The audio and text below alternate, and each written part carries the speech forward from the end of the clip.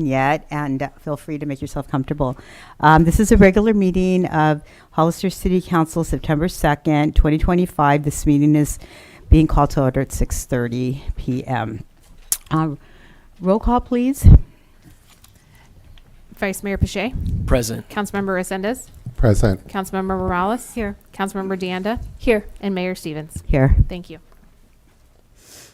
Okay. Councilmember Resendez, will you lead us in the Pledge of Allegiance?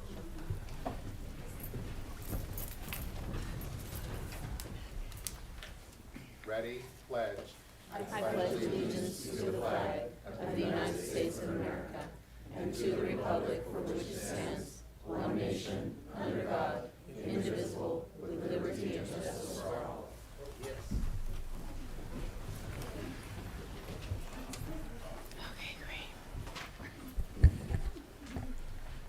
Okay, thank you for that.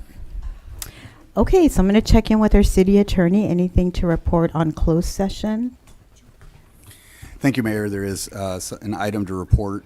There was a motion by Councilmember Resendez to form an ad hoc committee to streamline the city manager's search process with Councilmember Resendez and Mayor Stevens appointed.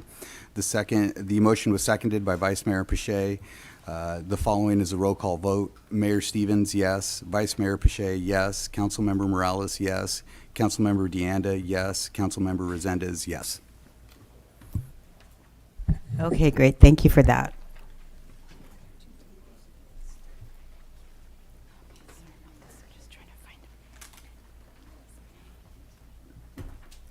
Okay, so we're going to go ahead and get started with tonight's agenda. We're going to start with item 5.1.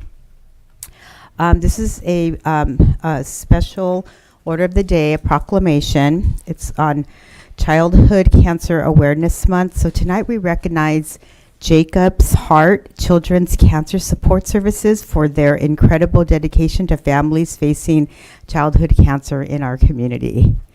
An incredible cause. So each year, nearly 20 of every 100,000 local children are diagnosed with cancer, the leading cause of disease-related deaths among children. For over 26 years, Jacob's Heart has provided critical support from housing and food to transportation and emotional care, ensuring no child or family faces this journey alone. On behalf of the city of Hollister, I'm proud to proclaim September 2025 as Childhood Cancer Awareness Month and to recognize Jacob's Heart for their compassionate service.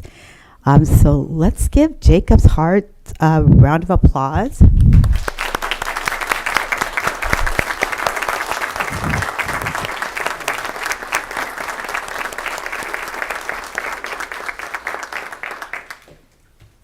So I'm going to step down and hand a proclamation over to a representative, but I'm going to ask if someone from the group would like to come up to the podium and say a few words. I'm going to give you the mic. Do we have a representative who'd like to speak? Please come to the podium.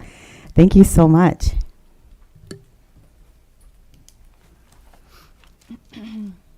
Hi, Council. My name is Iris Garcia, and on behalf of Jacob's Heart Children's Cancer Support Services and the families we serve, I want to sincerely thank Hollister for recognizing Childhood Cancer Awareness Month. By making this proclamation, Hollister is standing with families in their hardest moments, showing them that their community cares and that they are not alone. Thank you for your leadership, compassion, and for giving families strength and hope. Thank you.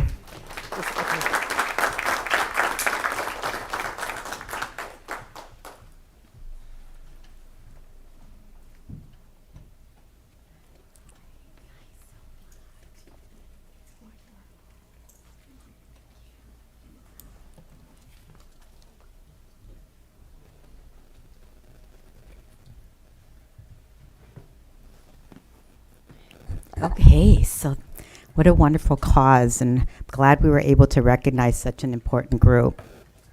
So we have another proclamation. This is in celebration of California's 175th birthday proclamation. So this year we celebrate a major milestone, the 175th anniversary of California statehood, which took place on September 9th, 1850, when California became the 31st state in the Union.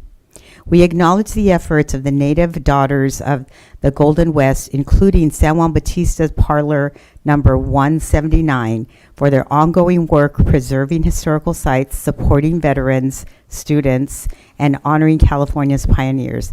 On behalf of the City of Hollister, I proudly proclaim September 7th through the 13th, 2025 as California History Week, and encourage all residents to celebrate our nation's incredible history.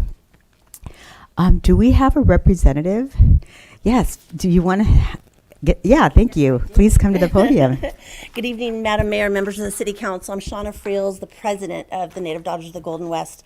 We're housed in San Juan Bautista, but we actually encompass Hollister and San Bernardino County.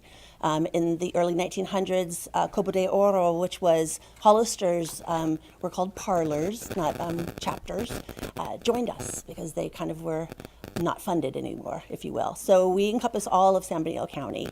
We also folded in the city of Watsonville. That was Pajaro Parlor. So we're a pretty broad parlor.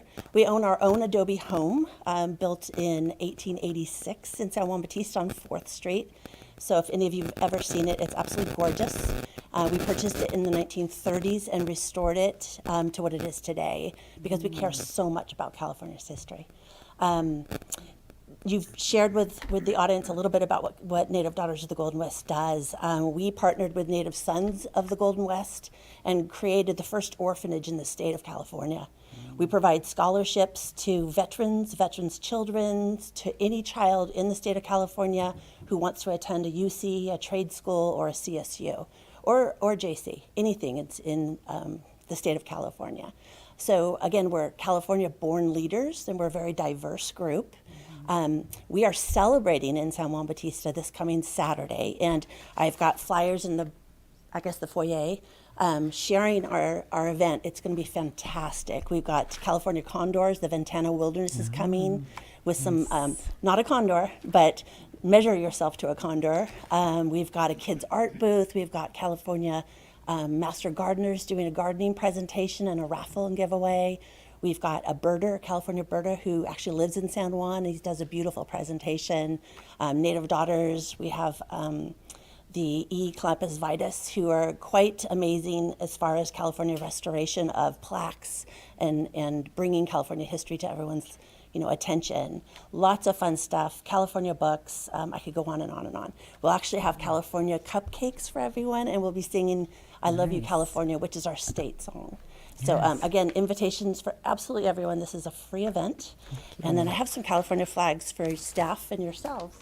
Thank you. Yeah. Thank you so much. And if anyone's interested in joining us, we're taking members. So remind us of the date again. It is Saturday, This coming Saturday, the okay. 6th, from 11 a.m. until 2 p.m. right at Luck Library Park, big giant park. It's a full block. Okay. We'll be outside, lots of fun. Great. I didn't even say this. Of the funnest part of it, we're going to have California trivia for kids and for adults. So Marcus Mendiola, who's pretty amazing trivia host at local Vertigo, will be hosting trivia, and it's a serious thing. So bone up on your California history.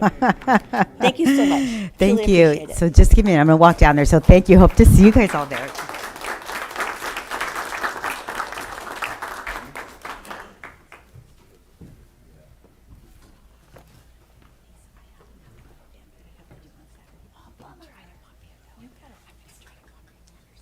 you so much. I appreciate it. Yep. Thank you, Jen.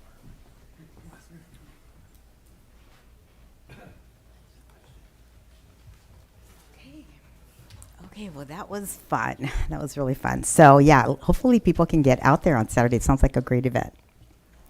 Okay, so we're going to move on with our agenda, and we're at the public input part of our agenda. And this just as a reminder, this is a part of our agenda where people have an opportunity from our public to speak on anything that is not on today's agenda. So within, obviously should be within the subject matter jurisdiction of the council. Each speaker should look for a card in the back, get a yellow card from the back, fill it out, bring it to our city clerk who's up here. And when you come up to speak, state your name, your city, and then speak to the council about what you want to talk about. You will be allowed 3 minutes. If you're on Zoom, please click on the bottom as part of your screen and raise your hand. If you're joining us via a cell phone, then use the *9 and then just speak until your 3 minutes are up or whenever you'd like to finish speaking. Just a reminder that state law prohibits the council from discussing or taking action on any item that is not on the agenda. So, Clerk, do we have any speaker cards for this section? Yes, our first speaker is Adan Ameskua, to be followed by Dara Tobias. Okay. Hello, I'm Adan Ameskua, Hollister High School senior. I am Juan Carlos Reina, Hollister High School senior. We're going to give you guys a quick rundown of the Hollister High School's Robotics Club and how we can further work with the city and get support.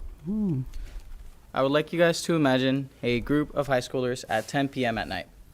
These high schoolers are not working on a video game, but they are instead in a workshop working side by side to build a 120-pound robot that will represent Hollister in the international stage. This event happens many times during our on-seasons. So like I said, I'm Adan Ameskua. I'm the captain of the Hollister High School's robotics team, also known as 6884 Deep Space Robotics. First, we're a group of young, passionate students interested in engineering, technology, and teamwork. Further, for most of us, this is more than just a club. This is where we can find our future and our career that we want to go into, where we can empower ourselves with the abilities that we know we are capable of. We are forging the future leaders of tomorrow, and we are proud and honored to be able to host the brightest students in Hollister High. Note, a good statistic we have is three of the last 4 valedictorians have been within the club, so we do produce some of the best students at Hollister. Last year alone, we reached thousands of students, introducing them from the elementary to middle school level to hands-on STEAM activities through our nonprofit program as well. And with this, we also participate in events like Trick or Treat Street that happen yearly and other local events where not only our supporters, but our team gets together with the community to show what we're trying to build within the Hollister community. We also partnered with the Go Baby Go program, which works with schools and clinics to design adaptive ride-on cars to help children with disabilities. These programs don't just change lives, they prove what Hollister students can achieve when given the right support. And we're here today to ask for next steps to work with the city. Okay. Thank you, gentlemen. And just as an FYI, you can find contact information for myself, our city manager, and any of the city council members that are up here on the city website. So please reach out to us and we can get something together. But thank you so much. And just know that your city is very proud of you and the club and everything that you guys are doing. So thank you for that. Yeah. Thank you. Yeah, round of applause.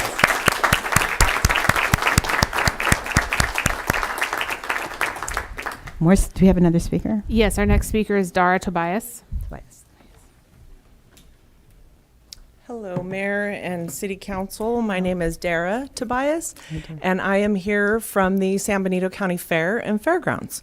We hosted over 51,000 people at the fairgrounds last year, so it's kind of a statistic that we're actually very proud of, that we are a place for our community, whether they live in the city or the county. I think it's something that we all should be proud of, that we're there and we're supporting.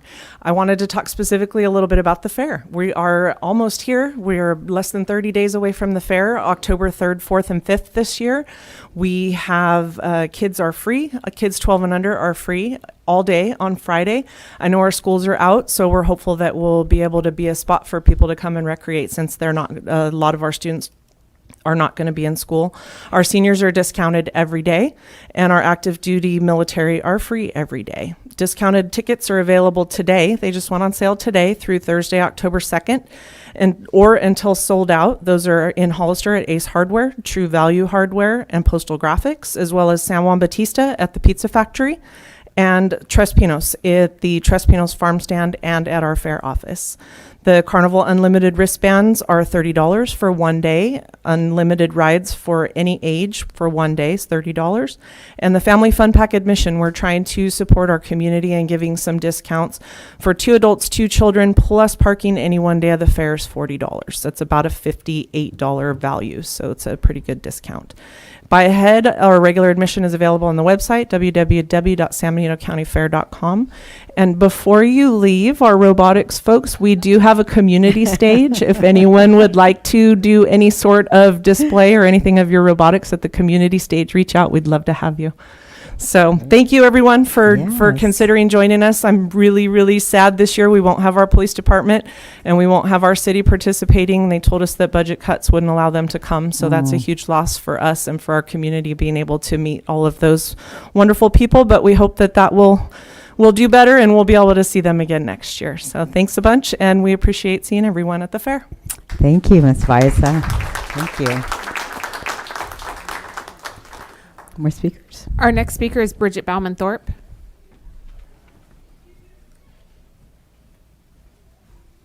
Hi, good evening. It's good to be here. I have something that's very dear to my heart. Stop the genocide in Gaza. Right now, children and babies, 18,000 children have died. And I don't know if you're up to date with the news or not. The AP News reported today the world's largest association of academic scholars in studying genocide passed a resolution saying Israel's policies and actions in Gaza meet the legal definition of genocide established by the UN in 1948. The organization said in a release. The International Association of Genocide Scholars also said Israel's policies and actions in Gaza amount to war crimes, crimes against humanity, in the release on Monday. So this genocide will go down in history, and I appealing to the City Council to pass a resolution that we are against genocide. We don't support bombing Gaza as they do currently. This genocide will go down in history, just like the Holocaust 80 years ago. And I think it's one of the saddest humanitarian crises ever since we've seen in hundreds of years. And we can see the genocide live on the internet. And we have to demand from our government to stop financing the bombing to Israel. We are all humans. We are all humans. They are starving the people. The food is there. They're stopping the food that's supposed to go to Gaza. I think I've never been so shocked in my life learning more about Gaza and the West Bank and how Israel is treating the Palestinians. They're becoming the terrorists. For example, West Bank, the military goes into a Palestinian house. They occupy that house. You own the house, but they go in there and say, hey, now it's a military observation point. We stay here. You sleep in your beds, and we put your wives under house arrest, and also your children. We maybe let your husband go to work. That is West Bank. By the way, a U.S. American was killed in the West Bank. He was beaten to death, and they even wouldn't let the ambulance come to him, and he bled. He died. It was a U.S. American Palestinian who wanted to meet his family. So I'm just asking.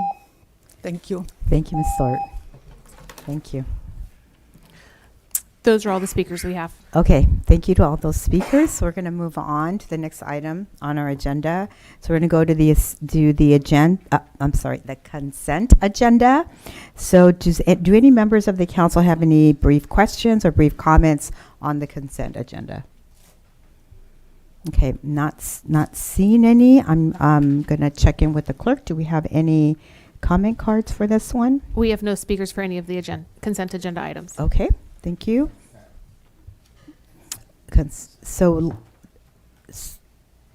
So, would would anyone like to pull an item? Okay, so I'm not seeing any. Okay, so can I get a motion from one of our members? Mayor Stevens, I'll move to adopt the consent agenda agenda as presented by staff. Can I get a second, please? I'll second. Roll call vote.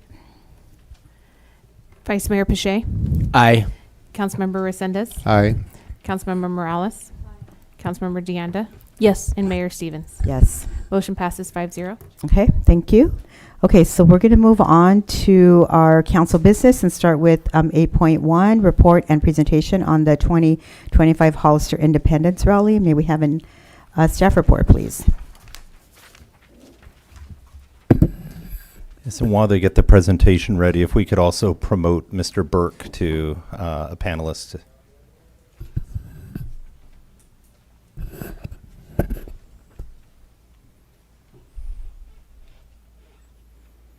Okay, so thank you very much, David Marioni, City Manager, and I'll be presenting on the 2025 Hollister Independence Rally. And so today's presentation, the agenda for the presentation will be a brief history of the event, touching on the 2022 ballot measures, an overview of the current of the recent rally, as well as statistics, preliminary financial report, and next steps. And as mentioned, we have on Zoom Randy Burke from Roadshows Inc., as well as in the chambers this evening, I have Chief Reynoso from the Hollister Police Department, Chief Goulding from the Hollister Fire Department, William Villa from our Public Works Department, Charles Wall, Parks and Rec, and then Omar Rosa with the Hollister Downtown Association. So they're all available for questions as we go through the presentation or at the end of the presentation if you so would like to ask any questions of them as well. So just a brief history. We have an overview of when the rally has been held and when it hasn't been held. We've had some fits and starts. So from 97 to 2005, we had it, then not in 2006, 07, 08, both years. And then it wasn't held from 09 through 12, 2013 through 17, it was back, and then was not held since then until it was held this summer. I want to touch briefly on the ballot measures. So in 2022, Measure T was an advisory measure. This was placed on the November 8th, 2022 ballot. 63% voted in favor for a motorcycle rally on the July 4th weekend. A yes vote supported advising the city government to reestablish the annual Hollister motorcycle rally over the 4th of July weekend. You also had Measure U, which was also an advisory measure, and on the same ballot, 57.48% voted against a rally over the week prior to or following the 4th of July rally or weekend. So a no vote opposed advising the city government to reestablish the annual event over a week prior to or following. So essentially, the advisory vote said, have a rally and have it on the 4th of July weekend. So just to give kind of a timeline, since the beginning of the fiscal year last year, so on August 20th of 2024, the City Council gave direction not to hold the 2025 rally via failed motion. January 7th of 2025, the council voted to hold the rally on July 4th and 5th as a two-day event, and also to return to the city council to discuss a ballot measure to hold the event annually. On March 3rd, the city council approved an agreement with Roadshows Inc. to serve as the operational manager for the rally. So that is a different arrangement than in years past. So the city served as the host / promoter of the event, with Roadshows acting as the operational manager in partnership with the city. And then June 6th, the City Council approved an agreement with American Global Security to provide security services for the rally. And then July 4th and 5th, we held the rally. So wanted to give an update just kind of on the overall rally itself. It was July 4th and July 5th. The event hours were from 10 a.m. to 8 p.m. We have a layout of the map. What was different from years past is we actually had 2 streets and did a loop. And the reason being, you had from the last time it was held, San Benito Street was a 2-way street with no parklets. So now that it's one-way with parklets, which also take up some space on the road as well, we decided to do it in a loop fashion, which allowed for more parking on East Street. And so East Street was only open to bikes. Bikes could drive through there, or they could pull to the side and park on the side of the road. And that helped alleviate some traffic as well. We had 29 retail vendors with 36 booths and 10 food and beverage vendors. We had there was a lot of coordination to get the roads set up in a way that allowed for public safety access, and a lot of coordination. You had maps being developed, a lot of different maps for our evacuation routes. So I'd like to just take a moment and thank the Public Works Director and his team in partnership with our public safety for putting all of these tools together, and they're all very useful, and a lot of coordination to get all these roads closed. Anywhere you can see those little orange dots at the intersections, those were all closures throughout, and so that was a lot of moving of equipment and K-rails, and the team did a great job putting that together, as well as in partnership with Charles and his team. So we had a beer garden in the parking lot at 6th and East. We had 5 bands. 1 band played both days throughout the entire event, so there was music going the whole time other than when the bands were swapping out. The Miss Hollister contest returned, and the beer garden featured Modelo, Pacifico, and White Claw, and then water, of course. We had 2 paid parking lots. We had Monterey Street and 4th over by the Briggs building, as well as 4th and McCrae. We did end up shutting that lot down. There wasn't a lot of usage of it, so it made more sense to close it and redeploy our staff to other areas of the event to be more efficient. And then we had 1 VIP lot on 4th Street in between San Benito and East. So for the event, as I mentioned, we partnered with Roadshows to serve as the operational manager of the event, with the city serving as host and promoter. Hollister Downtown Association, they operated the beer garden in partnership with Roadshows, as well as helped us liaise with the downtown business community. American Legion Post 69 in partnership with Battleborn Barbecue. They provided lunch and dinner, which was delicious and amazing for all first responders, whether they were working the event or not. Any of the first responders throughout the county, as well as the staff working the rally on both days of the event. And they did an amazing job.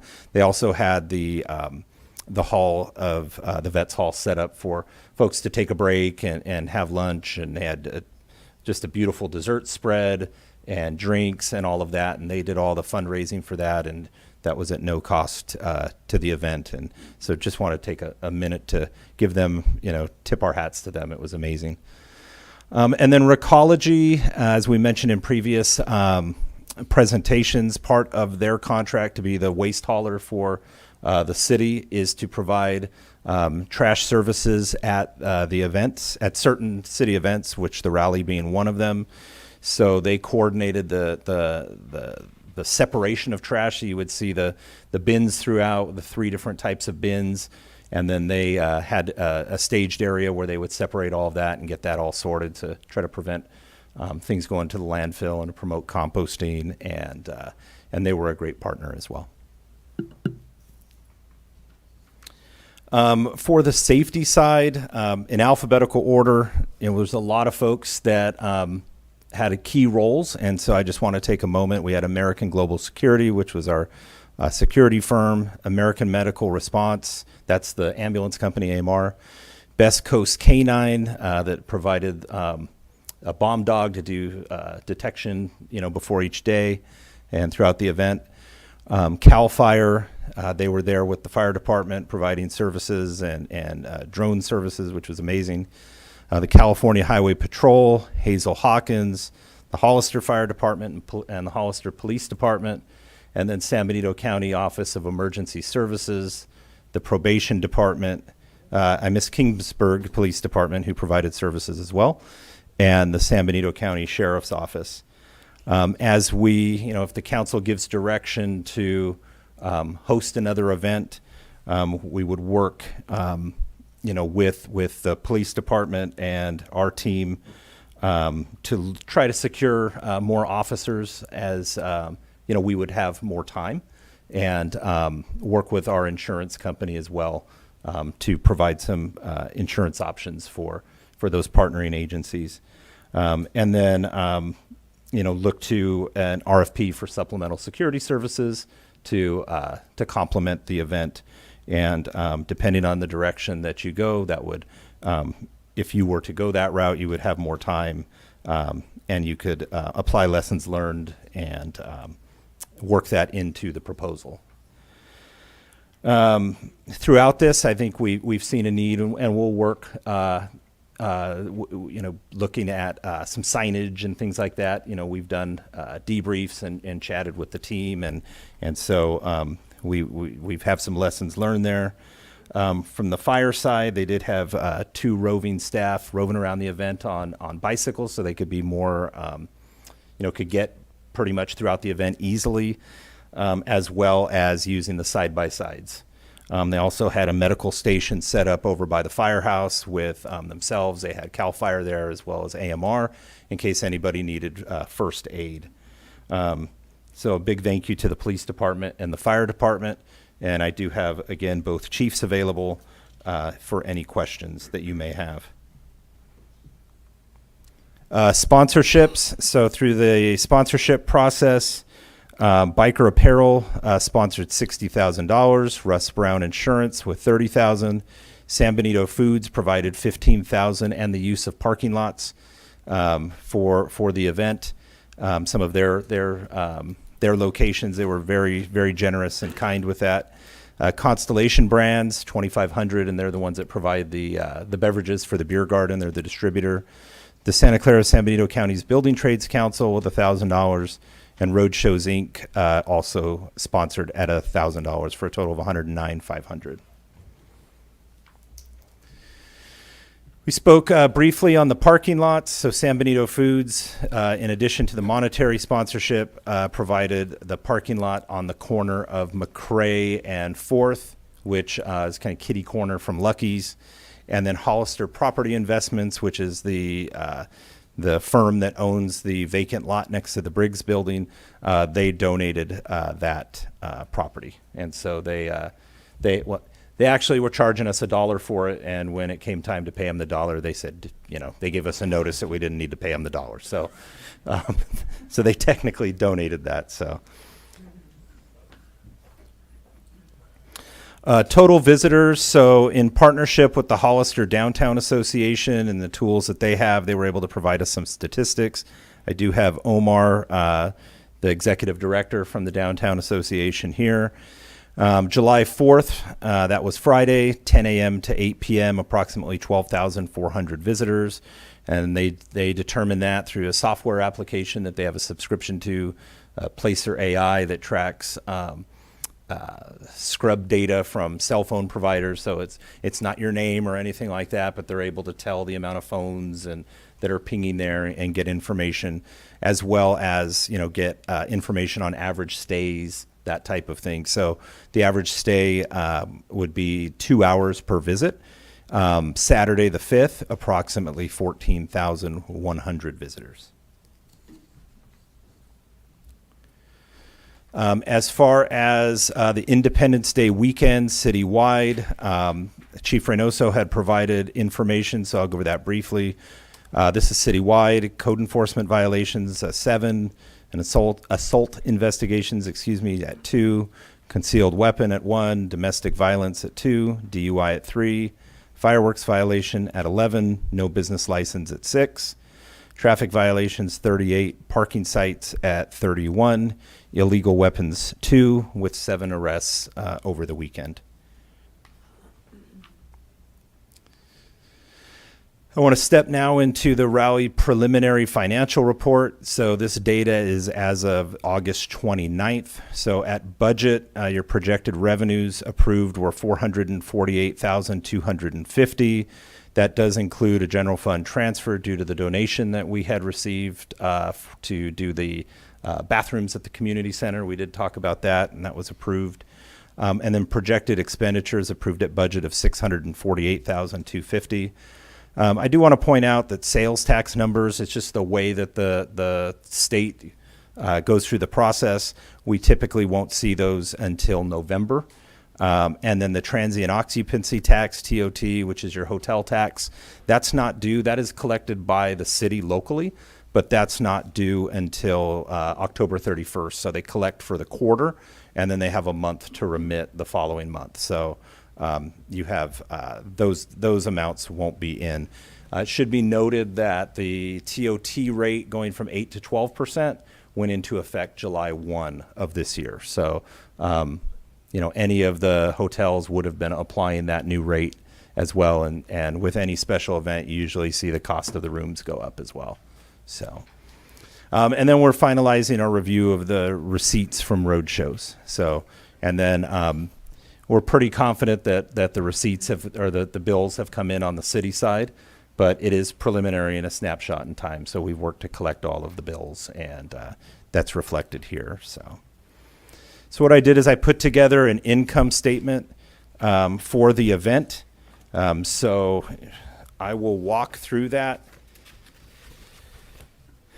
and take you through basically a traditional income statement. So from operating income, your beer garden sales were $37,700, and I'm just going to round. Your city business license tax at $7,500. City fees, so this would be your inspections, all different fees that are associated with putting up the tents and those types of things. $76.50. Food and beverage commissions. So as part of the food and beverage registration, they do remit 10% of their sales at the end. So that equated to $6,200. We have the $250,000 that came over, generated from that savings. The grant revenue, we were able to secure a grant from our insurance provider to offset some of the insurance costs of $7,500. The parking lot returned at $2,680, so that's something, if the council chooses to have it again, probably something we want to look at. That, it was, I think there was plenty of parking options out there, and so it did get used, but there was a lot of times when there was, it could have been filled and it wasn't, so something to consider. Sponsorships, the city securing $15,000, that was San Benito Foods, and then the remainder being secured by road shows at $94,500. The food and beverage registration at $9,600. The retail registration, so your shirts and your different booths that sold merchandise, at $32,600. And then VIP registration, the VIP was a little slow, and that came in at about $1,500. So overall, you're looking at $472,575. To get to your gross income, you would take out your cost of goods sold via the beer garden, and so that leaves you a gross income of $458 roughly. On the operating expenses side, and this is combined with road shows. This is just the overall event. As well as costs incurred through the beer garden through HDA. So your advertising, $8,800, bank charges of $144, beer garden expenses outside of the beer itself, $6,120, bookkeeping, $6,300, communications at just under $6,000. Road shows did have as part of their agreement, a $30,000 consulting fee. If they raised, their goal was $90,000. They did have an incentive in there. If they made it, to 110, they would get a $5,000 commission on that. Based on what they raised, they didn't hit that next benchmark, so that fee is at $30,000 per the contract. Credit card processing of 2,300. Entertainment, so your bands, your stage, all of the costs that are associated with that, 15,800. Equipment purchase of 25,400. Equipment rentals of 27,000. Your facility rental of 3,500. Insurance across the board of 44,000. Legal at 33,800. Lodging at 94,500. And the insurance, I'll go back to that. That does include the city's extra policy that we had, as well as some insurance costs for the beer garden as well. So wanted to highlight that. So the additional cost of the insurance for the event was about $41,000 for the city on that side. Let's see, lodging. We did have out of town guests and the roadshows crew, as well as our out of area police. That was at 94,500. Your meals for staff that were traveling in, and for VIP events and things like that. The VIP area 29,500. For payroll, for the city non-safety, and I want to touch on two things here. So this is going to be your overtime and your other compensation. So there's event pays and different differentials that go into that for this event. The non-safety side was 15,500, with your safety side at about 74,500. On the roadshow side, they had about 30,000. We did utilize a temp agency for a small portion of the event. That was just under 2,000. The event, because we have the food at it, does require a county permit through the health department. That's what your 342 is. Postage, $30. And then safety, your ambulance services of 8,300. We were able to get a 10% discount on that because we were able to pay within a certain timeline, so they were generous there. Outside agency safety, so you did have some probation, as well as Kingsburg helping us out. Our security contract of 264,000. Supplies at 11,800. Training 2,500, and then overall transportation, gas, mileage. Road shows is out of Reno, so they had some costs coming over as well. So that gives you total operating expenses of 654. In a traditional income statement, you do have the section of other income and expenses for this type of event. We don't have any there. You would then also factor your sales tax. So the beer garden does generate sales tax. That'll get remitted. And so your overall net income is a cost of $199,376. You did approve a cost of $200,000. One thing I would like to touch upon is there's also, and this question gets asked a lot, so like to just touch on it, is when you look at the cost of staff, there is a lot of city staff time involved in planning the event, putting the event on. And so how we get to these costs is you end up time studying against the activities, right? So the overtime gets counted against, an event, a project. And so the cost of, health benefits for me and other compensation, that's not going to be in there. You already pay for our health benefits. We didn't hire anybody new for the event. So those costs are traditionally have not been included in the rally costs. It's been the new costs borne by the city. And so from January forward, the planning, all the staff time that would not be attributed to new costs, it's just the time of existing staff that are on the books already. That's at about it's at 161,709.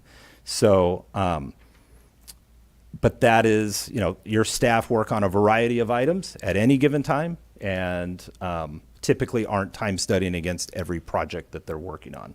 So I know that that is something that's been asked, and so I wanted to include that there. So we have some questions for you, some direction. We're more than obviously welcome to, entertain any questions that you have. I do have staff available, but, looking for guidance on if the city and if the council intends to host a 2026 event. If yes, would it be a 2-day, a 3-day? It's really your discretion. Does the city intend to sunset the 2025 Independence Rally Ad Hoc Committee that was formed to work on the 2025 rally? So that is technically on the books. Does the city council, if they want to host an event, want to continue to partner with road shows in the current arrangement that we're working in if that rally is held? And one thing that is done often by cities or counties when they're doing events is they'll look at an economic impact report to look at the total impact of an event in the community. So you look at the multiplier effect of, sales tax, TOT, but you're also doing a deeper dive into, you may have a waitress that made $500 in tips that weekend. Did that money then get returned into the economy and generate new sales tax, new opportunities, jobs? You see that like Santa Clara County, I don't think it's the county, but in Santa Clara, they're looking at that for, they issued one for the Super Bowl and for the World Cup. You often see that with community events, and so that would be something to consider.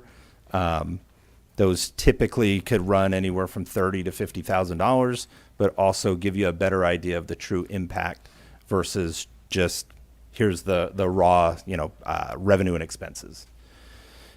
So with that, I'm happy to answer any questions that you may have. But before we do, I just can't thank the staff and the partners enough for their work on this. They worked tirelessly on this, and those were long days and long nights, and I'm just extremely proud of the work that our team put in. Every single person from PD and fire to Charles's team and William's team, and every department had staff working on it. Jen was here. Sean was here the entire time. I mean, everybody just jumped in and got it done.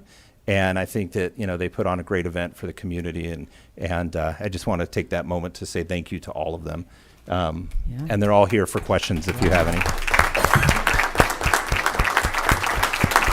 Yeah, looks good. I really like that. Looks good.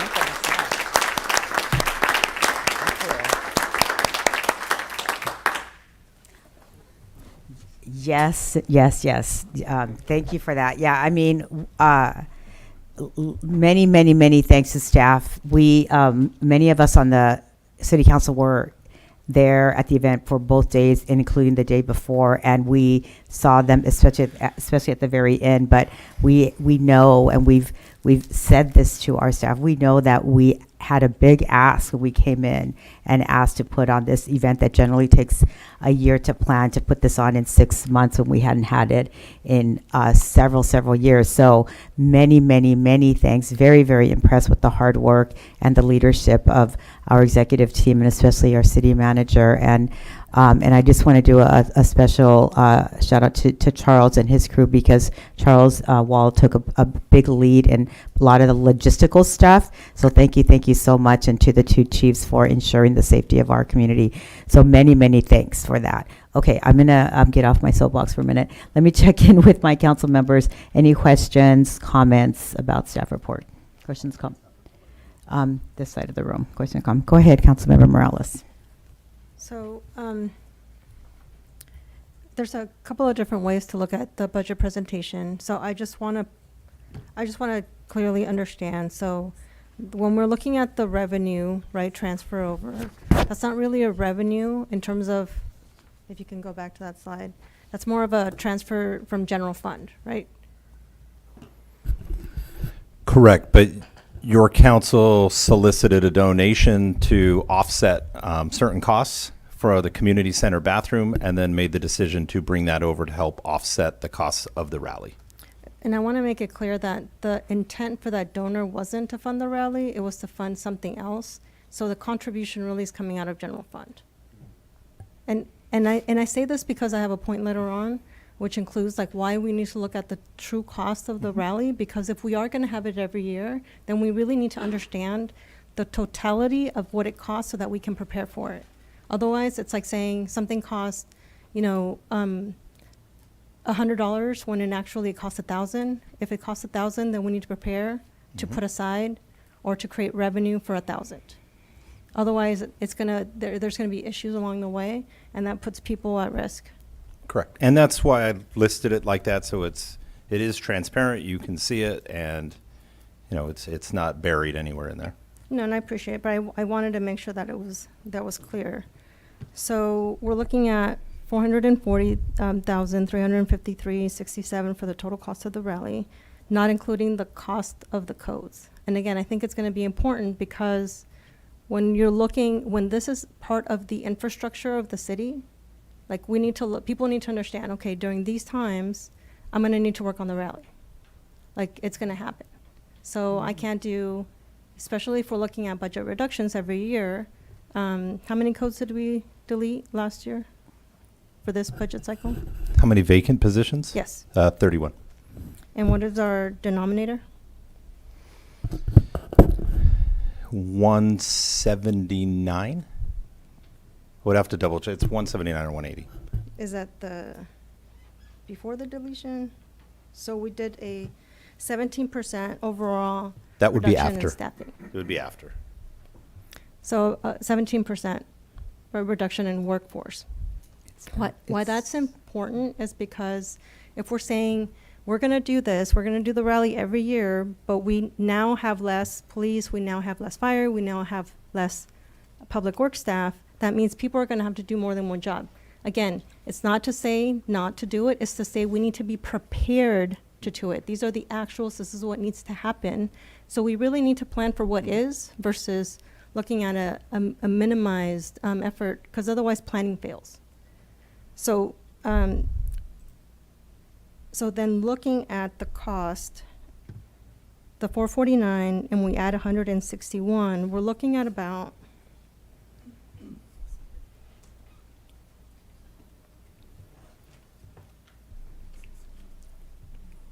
we're really looking at $611,084. That's the cost of the rally. That's with the revenue that came in. So I really like to look at those numbers because that's what we're going to have to put aside for budget in incoming years in order for us to actually have it. And I would actually say that it would be the true cost would be about $700,000 to $800,000, because if you're not here, can we really expect to bring in revenue? We probably could, but you always try to plan for the best, right? Like hope for the best, but plan for the worst. So really, I mean, we're really going to have to look at $700,000 to $800,000. It's going to be the cost of the rally moving forward, right? If we don't have sponsorships in the future. So I just wanted to make those points because I think that is going to be the cost of the rally moving forward. And it is going to mean that staff are really going to have to put time aside because we are going to have budget reductions every single year for the next 5 years, and that is our reality. Thank you. Okay. Thank you, Councilmember Morales. Are there questions or comments? Okay, so let's move to public comments. Do we have speaker cards on this item? Yes, our first speaker is Todd Dubois, followed by Carla Torres. And just a quick, can you give me a number of how many speakers? I currently have 5 speakers. 5, thank you. Okay. Go ahead. Good evening, Todd Dubois. I attended the first rally, and I'm an avid motorcyclist, and I'm not here to speak for or against the rally. I am here to talk about economic development and opportunity cost, and what Councilmember Morales just mentioned. During the same time period that we worked on the rally, we didn't work on my assisted living and memory care project. And as what I spoke about before was that this senior assisted living and memory care project will produce $10 million a year in revenues and a $30 million economic impact on downtown Hollister. So I am here to remind you that I am still here for you and for the city to bring buckets and truckloads of money to downtown. And maybe you can afford to subsidize a rally, $700,000-800,000 a year if you have a $10 million a year senior care business right downtown. So I'm still here. You all have that pro forma that I have sent to you. All of you have the power to put it on an agenda. I just spoke with Dave.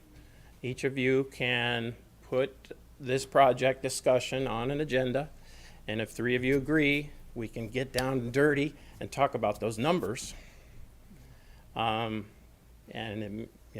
the biggest economic development project I can imagine for downtown Hollister, and I would love to bring it to you.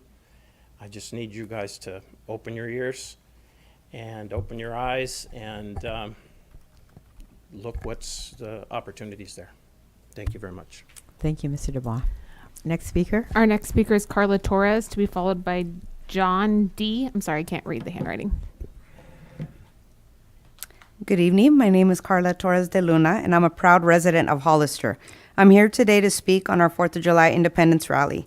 This event is a fun, family-friendly gathering of people of all backgrounds. Many people from surrounding areas come to enjoy the event, and it's a much-needed revenue for our businesses downtown, and I would even say city and county-wide.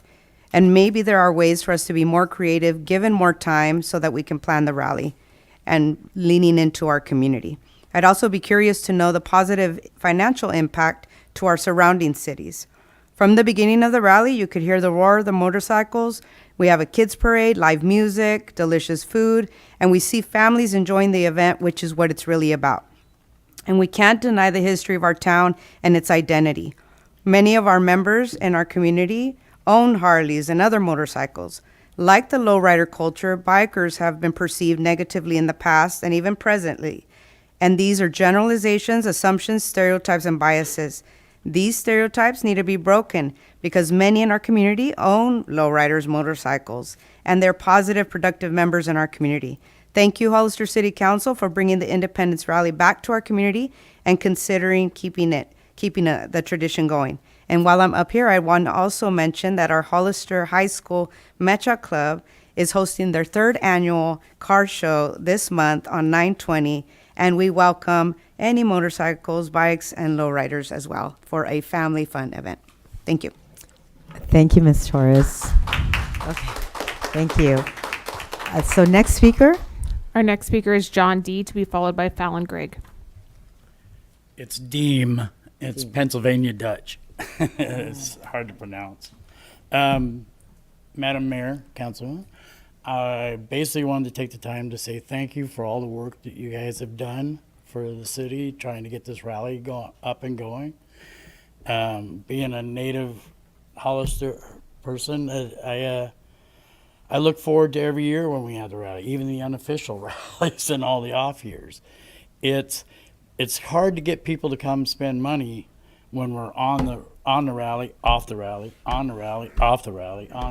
This on and off is insane. I mean, either we do it and commit to it and go, to the wall. It will help boost the economy of this town. It brings money in.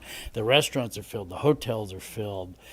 I mean, I had bunch of people staying at my house that came from out of state to stay and go to the rally and spend money, and I spent a ton of money there buying shirts that I don't need. I got 300,000 rally shirts in my closet that I can't even wear, all the time. But it's the whole deal of this rally is to get people to come and spend money, right? That's why we do it, and to show off the town, to get people interested and get our name on the map. It's everybody knows Sturgis, everybody knows Lavon, Daytona, all like that, because they committed to their rallies and they through everything persevered, and everybody knows, hey, I'm going to go to this rally on this date, and they plan for it all year, just like you guys have to plan all year to hold the rally. I don't think you guys get enough credit for all the work that you guys do. I appreciate it. I know it's not easy. I know you get a lot of grief for it, but it's a grief that's worthwhile. You know, in the end result, the town gets its name out there, the coffers get filled, and everybody comes and has a good time. I mean, the entire time I was down there, and I was like down there for like 10 hours each day, I never saw a single issue other than people, hot, no place to sit or stand, and we need more benches to sit on. There's just, the parklets take up a lot of parking spaces. To find a spot for your bike, you end up parking 3 blocks away. We might want to work on those issues, being able to figure out where to put everybody. And the other thing is, we need to move the beer garden. Nobody knew it was there. It would have made a lot more money if more people knew it. Instead of hiding it away in the back, put it in one of the streets. But that's just me saying it, but I want to thank you once again, so thank you. Thank you, Mr. Deem. Appreciate the comment. So let's, I'm just going to make a quick little comment. I appreciate the rounds of applause and your enthusiasm, but I'm going to ask if you can just hold off so we can get to our next speaker. So thank you, but I do appreciate your enthusiasm. Thank you. Next speaker. The next speaker is Fallon Gregg, to be followed by John Martin. Good evening, Mayor Stevens and council members. I just want to briefly say that I think that the rally was a huge success. It was money well spent. It provides an opportunity to grow in the future and become a revenue source for the community. The community, the people that I talked to that attended, they loved it. It was a family event. There were things to do. It was, I thought, well organized. And the business owners that I talked to said that it was the best weekend that they'd had since they opened their business. And they're looking forward to next year. And I think that the whole community is looking forward to next year. And this was done in 6 months. And it was such a positive experience. So imagine what can happen next year when you have a whole year to plan and to learn from the experiences that we just had to improve it. I think it's just a tremendous, tremendous undertaking, but a tremendous opportunity to showcase Hollister.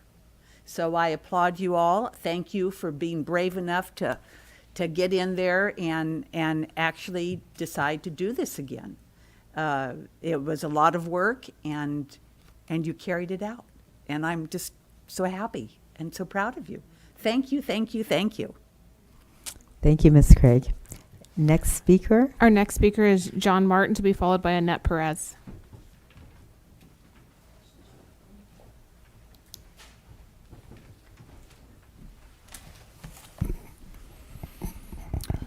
I promoted this event for zero charge to everybody for 1 year from South Dakota. I drove 22 hours to participate in the event.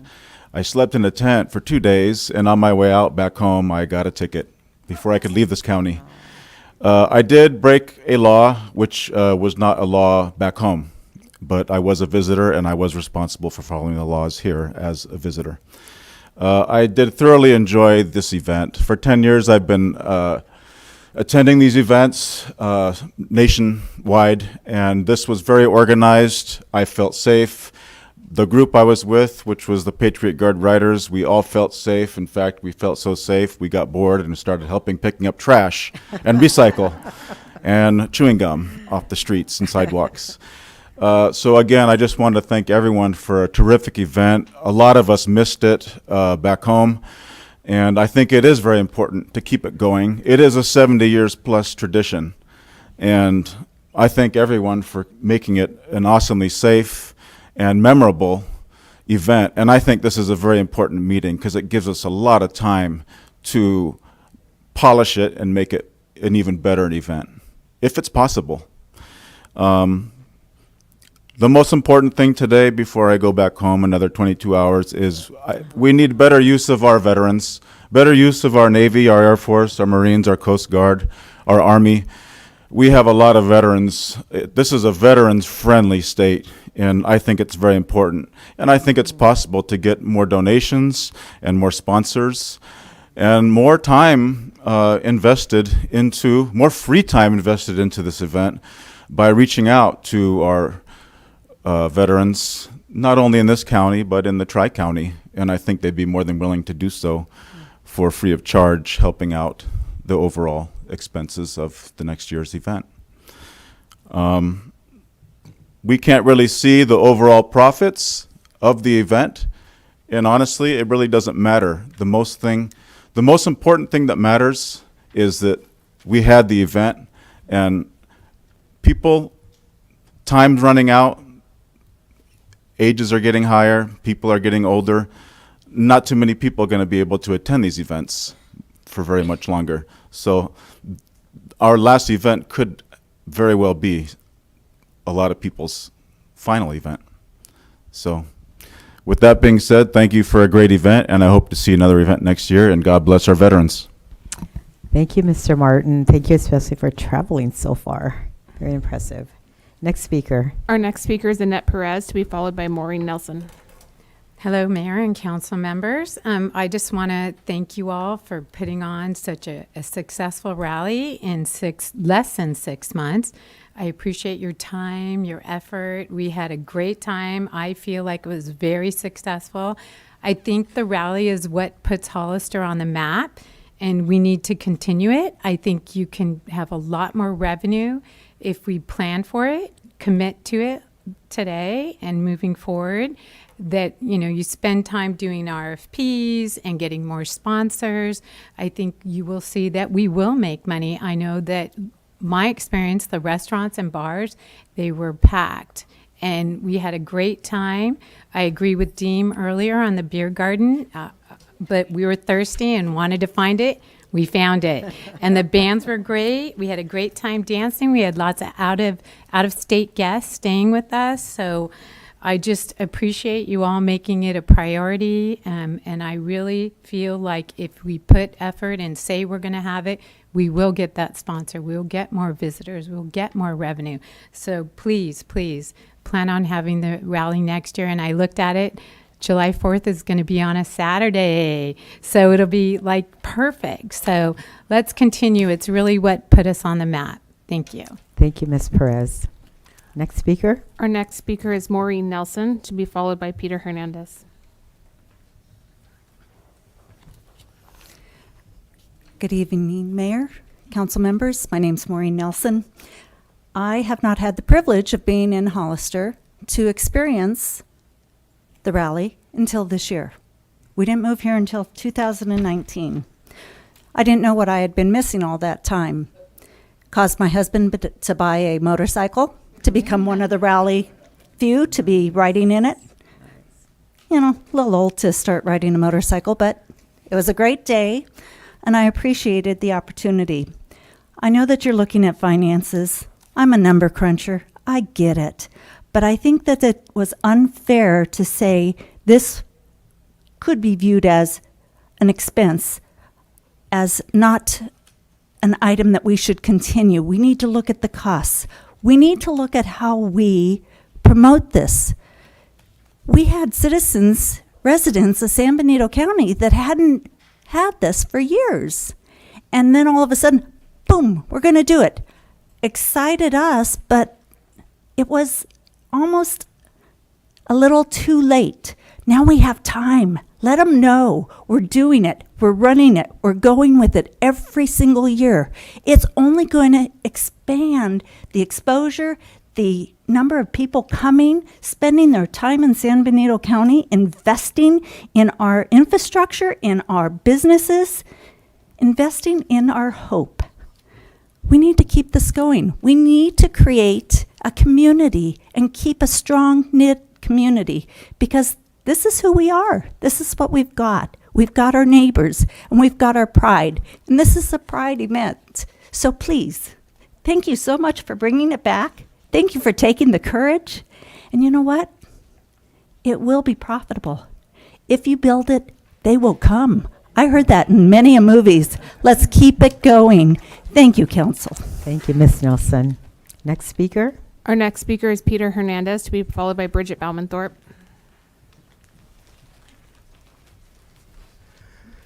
Hello, Mayor, City Council. Thank you. As one of the businesses that showed up for in support, obviously, of this biker rally, this is downtown Hollister. I own a Honda Shave Ice in downtown Hollister, and I can tell you our business increased revenue tenfold in 2 days, basically, right? So we actually increased our revenue 5 times each day. But that being said, I really do want to commend you for even considering this, because I know it was, especially in tough times. But the reality is just like a business owner, we're risk takers all day long, and the reality is we have to own the outcome of that risk. But you're not going to get a reward if you don't take this chance. And ultimately, this is part of the culture of San Benito County. We have to remember that we're 14 miles off the beaten path, right? We're it takes a bit to come into Hollister. Not very many people come here. We have to break the bedroom community cycle. That has a negative consequence to our revenue streams. You're not going to do that by not taking a chance. And I think this is already, it's shown years before. Maybe it needs a little bit of tweaking as far as how to make this more successful. I've actually been told by locals that are involved in rallies that it should be a longer rally. Ultimately, I would argue that the revenue or the expenses that you guys incurred will be pretty similar. Even if it's a longer rally, there'll be obviously added expenses, but it'll be less considerably, because of the fact that you're going to also exponentially increase revenue streams. So if you think about the reality of this, of what it's doing, it's bringing in folks that never visit Hollister. They don't know this community. And all of a sudden now they're being exposed to it. I know San Benito County, the Board of Supervisors, and even the City Council is a part of the Tourism Advisory Ad Hoc. These are the kind of things that drive that conversation in a positive light, start to create opportunity. And before you know it, I mean, and just a little side note, the Augusta rule was from basically the Augusta golf tournament that happened in Augusta, Georgia, in 1976. That's an IRS code rule that was literally instituted because you had so many people coming to a community. They needed places to stay. People were renting out their homes, and they were basically getting a tax benefit from it, right? They had to actually file under this rule. But my point is, these are the kind of creative things that start to permeate when you actually have that kind of a focus and you drive that. And ultimately, I think, as we saw in my final point, these last 2 days of the biker rally, it was such a safe event. It was such a fun event. I didn't see any problems, and obviously there was a few, but personally I didn't see any. And all I could tell you is the rally goers, they want to protect this rally, so they actually self-police. So you're actually seeing more interest to protect this rally and make sure it's successful for future years to come. Thank you. Thank you, Mr. Hernandez. Next speaker. Our next speaker is Mia Casey, to be followed by Jacqueline Hickerson. I think we had. Yeah, they've been waiting online for about 10 minutes. Okay. So I'm going to go ahead and take them before the card that Okay. just came in. Okay, go ahead. Can you hear me? Yes, go ahead. Okay, thank you. So there's a lot I could say, but I don't think we need to. Can you hear me? I'm echoing. Yes, we can. Yes, we can. Okay. So really, I think what I wanted to stress is that you don't have all the numbers. You don't know what the sales tax is, and you won't for a while. So I would just urge the council to get all your data before you start making decisions and giving direction. The other thing is, I was really disappointed about the fireworks show being canceled. We were told, I believe Councilmember Resendez, you said that you were going to go after a sponsorship from Amazon and get them to pay for the fireworks show so it would not be canceled. Well, you did go, they did get a sponsorship, but the show was canceled anyway, and the money was taken to be used elsewhere. So that was really disappointing. The other thing is, I would just ask you to look at how other rallies are done. Sturgis, the city of Sturgis, they do not run the rally. They do not pay out for the rally and plan the whole thing. There are promoters, there are nonprofits and business groups that work together. The city just provides some infrastructure. It is a huge burden for the city of Hollister to put out $500,000 every year for a rally. We won't recoup that in sales tax. And I think I gave each of you a memo regarding that Brett Miller had done for the rallies from around 2013 to 2017, they never had huge sales increases. So you can't rely on that. So please get all your data. Please take the time. Don't rush forward to do this without all of the information, and look at how other places are doing it. Don't take on a burden. You know, when it was run earlier, it was run by a nonprofit called HERC, and it was successful. And I do think there's potential here, and I do think the local economy can benefit. But I don't think the city of Hollister should be the one taking all their staff and spending all the time to put this rally on. I think it should be done by a nonprofit and by private business and promoters, the way other rallies are. And I guess that's all I have to say at the moment. Thank you. Thank you, Ms. Casey. Appreciate the comment. Our next speaker is Jacqueline Hickerson. Oh, wasn't too mean. No, it's not good. You can go ahead and unmute. Mentioned his name. Sorry about that. Hi, I would just like to say that I've had a great time in the past at previous rallies. I am all for the rally, but only if it's going to be self-supporting. I know that a lot of businesses were very successful during the rally, and I know we all want our businesses to succeed. I hope that we can move to plan a rally that is at least cost neutral to the city, and the local government is actually honest about what we're bringing in as sponsorships. There was a report by Councilmember Resendez on KION that we brought in $450,000 in sponsorships, but it was just reported by city manager that it was $109,000. So my question is, why was this falsely reported to the public? That's all. Thank you so much. Thank you, Ms. Hickerson. Next speaker. Our next speaker is BH. Oh, did they put their hand down? Never mind, they put their hand down. Okay, our next speaker is going to be Stacy McGrady.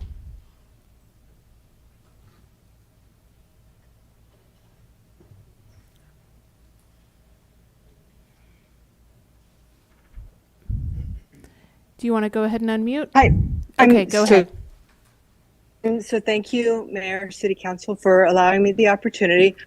I want to tell you, I love the rally. I love the idea of the rally. I've participated at the rally in past years. My husband rides a Harley. I get to ride on the back. I worked the rally the first years as a law enforcement officer. I love the rally, but I don't love it when it comes at the expense of our community, of our fireworks show, of our recreation programs, of the services that come first that are the priorities of government. And hosting a rally is not the priority of government. And I have to say, it's hard to accept the comments that are being made. And City Manager Maroney, thank you so much for your service. You've been wonderful. You have been an asset to our community, and you will be sorely missed. And I'm sorry that you're leaving. But I listened to the report, and I think that some of the comments that were made at whoever's direction were not completely genuine. For example, he reported that there were 2 assaults. Well, we know for a fact that there was an assault with a deadly weapon other than a gun, a knife. This is a felony that occurred at Whiskey Creek Bar during the rally hours. But that's not being reported, and I'd be interested to know what's the status of that investigation. Has there been an arrest made? What are we going to do to ensure the safety of our community? Because that is the role of government, and that has to come first. That is your priority. Everything else is secondary. And when you misstate the facts, when you minimize the truth, it makes me question, what else are you misstating? What else are you minimizing? What else happened that you're not really being forthcoming about? And that's where I have my concerns. Thank you so much. Thank you, Ms. Grady. Next speaker. Our next speaker is Bridget Bauman-Thorpe. Thank you for waiting. And then followed by Mark. Hi, good evening again. Mayor St. Stevens. I loved the rally. I went there on both days. I had a lot of fun. I enjoyed the vibe. I enjoyed looking at the motorcycles and just being out there and watching. I probably bought 5 T-shirts, for my son and for my daughters. And I had family coming from San Jose. And I think, it puts Hollister on the map. So I can say if you do it every year, there will be more people coming from all throughout the states. It's going to be another Sturgis, if you speak, People will find out how beautiful San Benito County is. I've seen the bikers exploring Paisinas, the Highway 25 towards the Pinnacles, because a lot of people don't know much about Hollister or 25, the Pinnacles. So yeah, do the rally again every year, and I can just, a lot of people say they didn't know that the rally was happening, and that's why they didn't come from my perspective. So I think if you put it on the map now, you probably have twice as many people coming next year. Thank you. Thank you, Ms. Belmanthorpe. The next speaker is speaker. Mark, to be followed by Mike.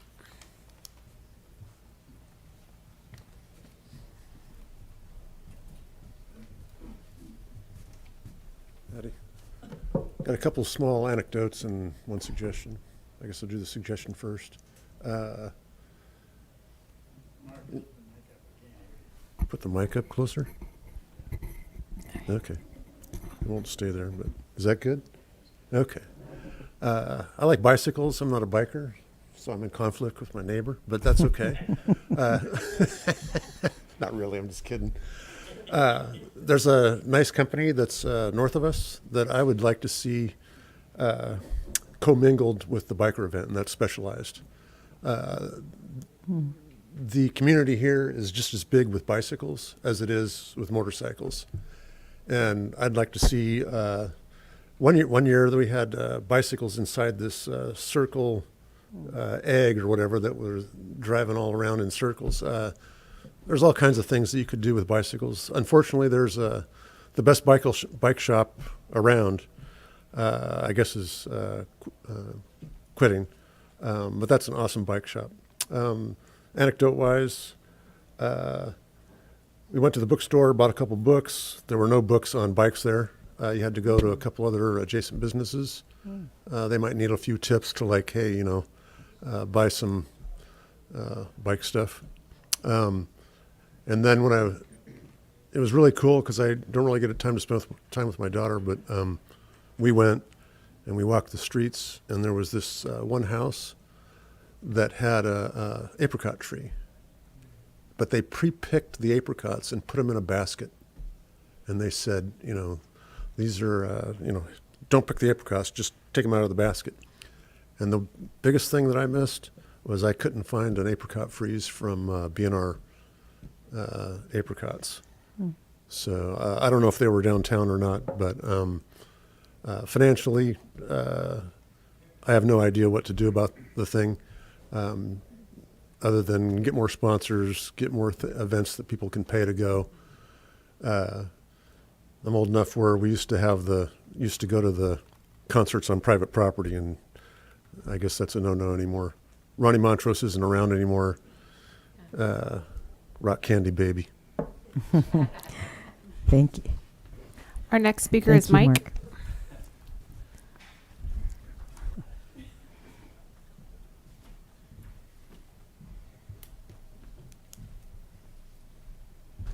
Hello, everyone.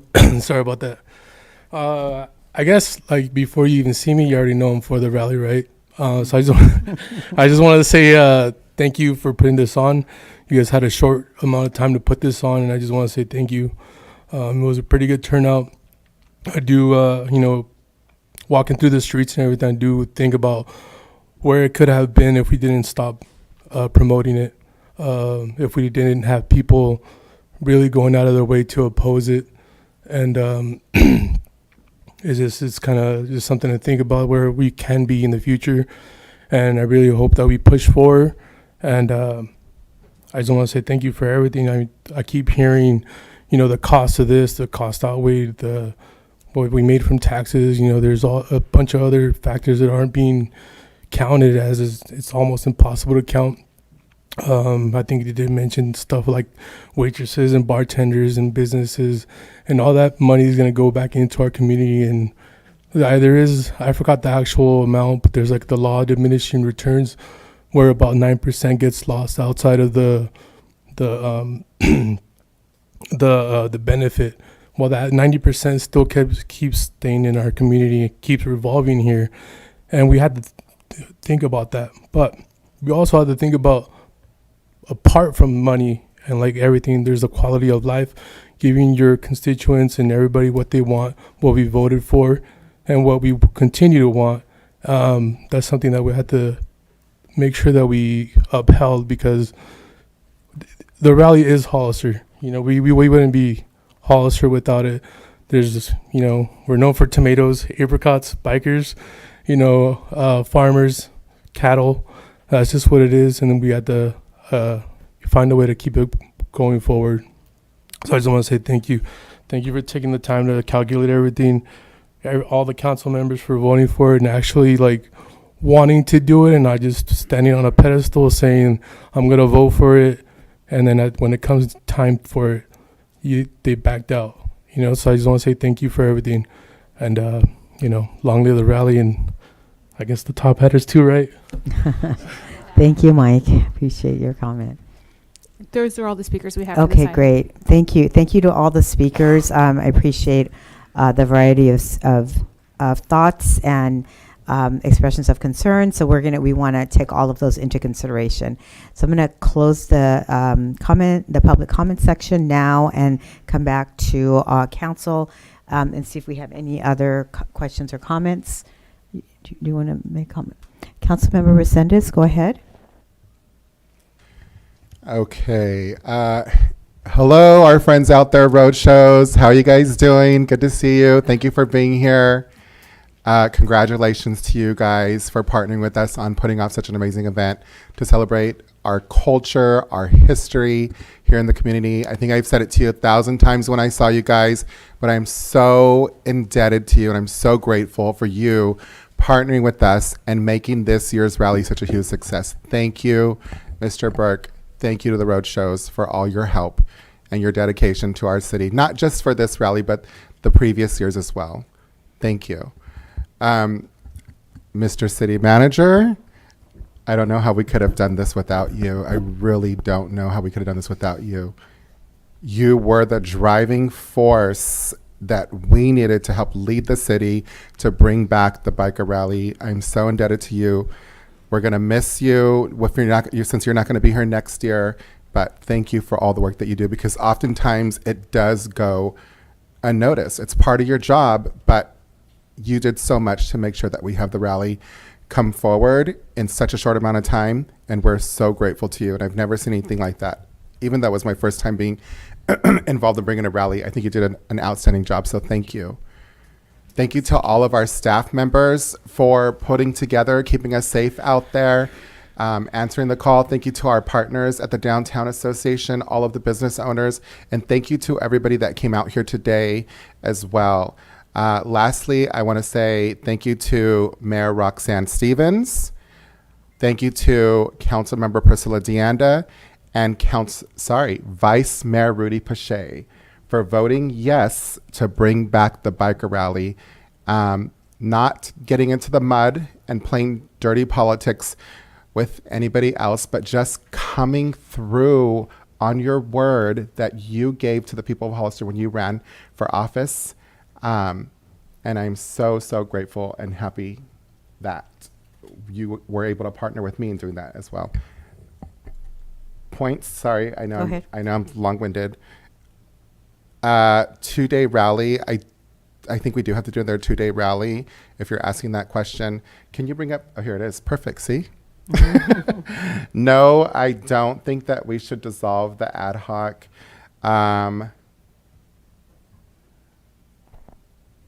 Yes, absolutely. I want to continue to partner with road shows, and I hope that they would work with us again. And 100%. I think once we commission economic impact report to show to truly show how all the dollars came into this community and how it just circulated throughout our community, it's going to be a win-win. I just want to tell you guys this. Again, I know I'm long-winded, Mayor, but I could not believe when we came around the corner, we had just parked, we came from the kiddie parade, we came around the corner. It was a beautiful sight to see for our city. After that moment, I went back and I watched the Wild One. I did research. I learned about the booze fighters because we represent Hollister. We represent the people here in Hollister. And I think that everybody should go back and learn, like I did, about why Hollister's the Mecca, why it's on the map, and why we need to continue to support the biker rally, the biker community, and why people came and said hello and thank you from Australia, Wyoming, Las Vegas, Los Angeles. I can't even tell you how many people we met. So a few people want to get on and want to try to derail things. We don't have to listen to them anymore. They're not here. These people are here. They're here to represent you. Thank you to all of our partners. Thank you to my colleagues. Thank you to the mayor. Thank you, Hollister. And let's do it again every single year. And like I said before, I want it to come back to make it a legally binding ballot measure in 2026 to lock down the rally for this year and every single year moving forward, because the people will. Thank you. Thank you, Councilmember Resendez. Okay, so again, I'm going to ask you to hold off on your applause. I appreciate your enthusiasm. Councilmember Down, did you have any comments, or do you want me to come back to you? sorry, cut you off guard. Okay. Any comments on this side of the dice? Councilmember Morales, go ahead. Yeah, no, I think I said it before. I think city manager and staff did a phenomenal job. I went to the rally on Friday, and it was just amazing how many people were there, the bikes, the culture. It was, the businesses had tons of people just throughout the whole block. So it was definitely a sight to see. It's something that I did vote for every single time it came forward. I voted yes for it. I think my only concern, so going down the list, I don't see any issue with any of it. I think if we are going to put it on the ballot, that we should accompany with a tax. And I say that because if the city of Hollister continues to have a downward budgetary impact, then we're looking at $500,000 to $600,000 that we're going to have to transfer from our general fund to fund the rally. And so if you don't have money, then you have to cut other places. So either we cut or we bring in money.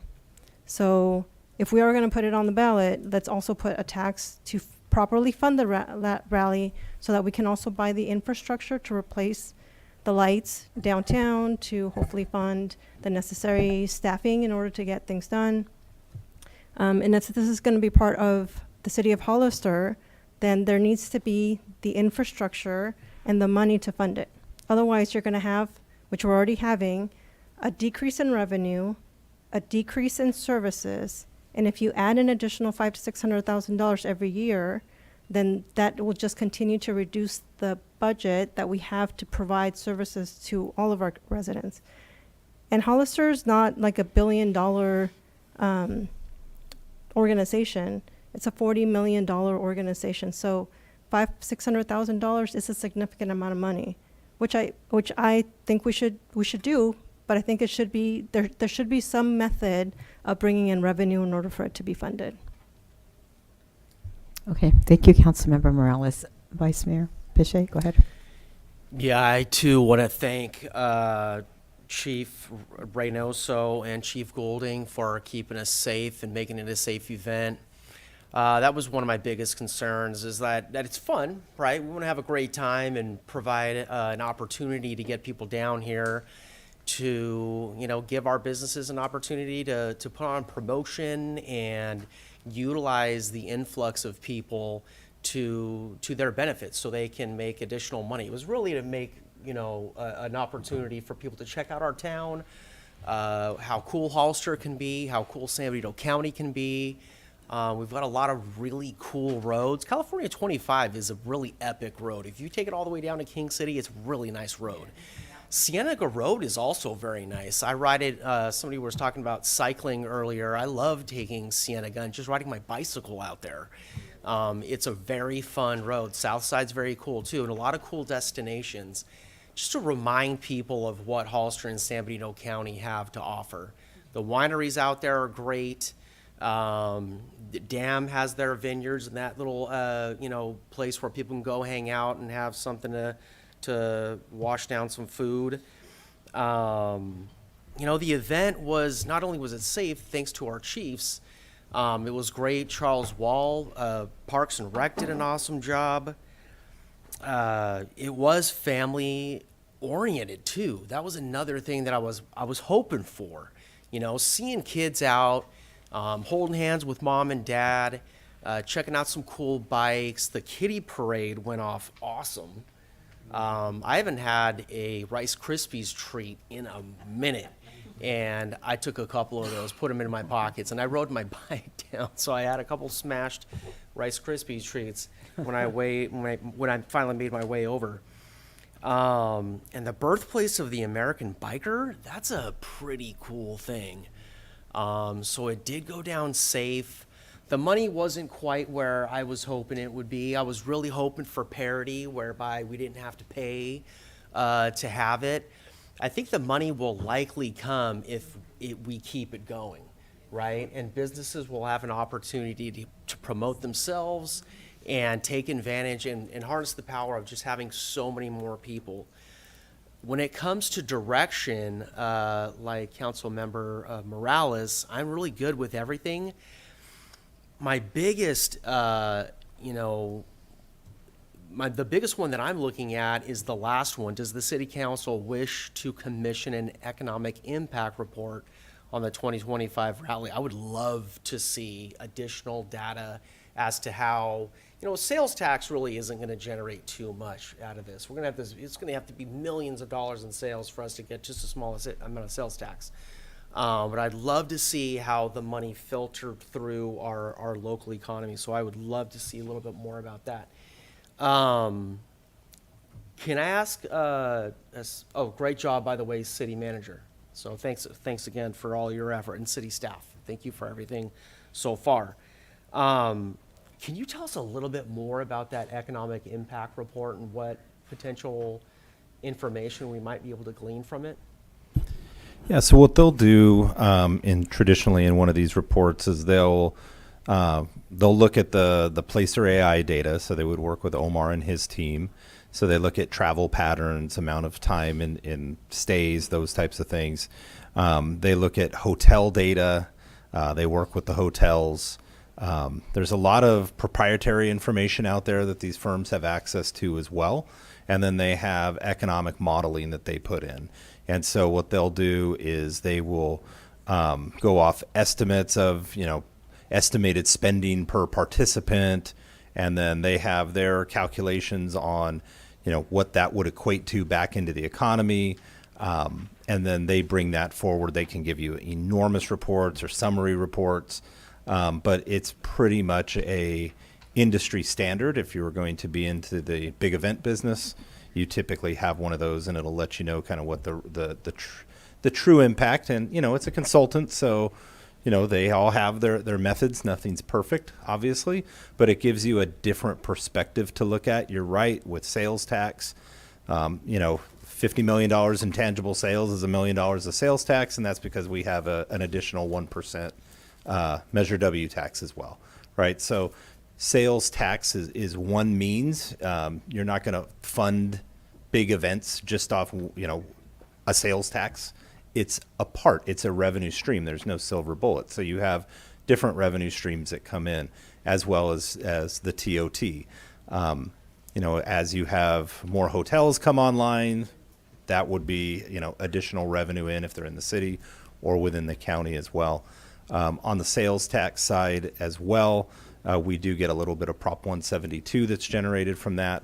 The county actually would benefits from that as well. So there is a tax benefit as well to the county for any increased sales tax. But they'll go through and they analyze all of that and then present it back to you. They would come in and give a presentation along with a report for you to keep and to, and then if that's something you want to analyze each year as part of it, you would bake it in as an expense, or you could do them every few years, if that's something that you're interested in. What's great is with the way that the data works from like the subscription that Omar has, those tools are a real game changer where they can actually go backwards and figure out, because that would give you the opportunity to look at the 2025 as well, because they can go back and look at that data. So, Thanks for that. yeah. So, Okay. I mean, there's actually one out there. This one's pretty high level because it's this. Santa Clara has the Super Bowl coming and the World Cup, and so they've actually. And I'm not sure which agency commissioned it, whether it was a chamber or one of the local governments, but you can Google one of those reports and find that now, and it shows you all the different things that they look at. Okay, I'll do that. Thank you. That's Okay. what I had. Okay, great. That's my spare. Okay, so I will just chime in briefly.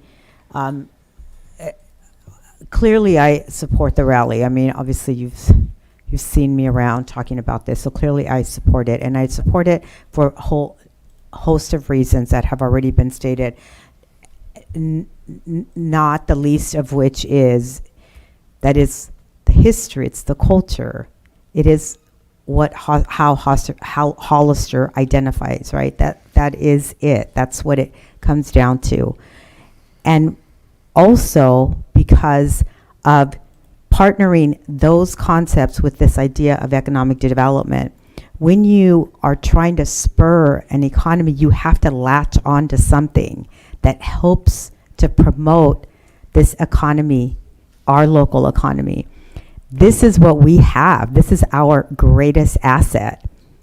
That's what we're known for. If we don't take advantage of that, then we are losing an incredible opportunity to spur our economy. If you're in Napa, your asset is wine, right? If you're in Santa Cruz, the asset is the beaches. Each community has an asset or a way that they identify that they have to tap into. This is ours. This is ours. So not only is it a cultural part of piece of us, it's our history, but it is an incredible asset. It is an incredible asset, and it hasn't been viewed in that way for a while, and we've lost incredible opportunities because of this.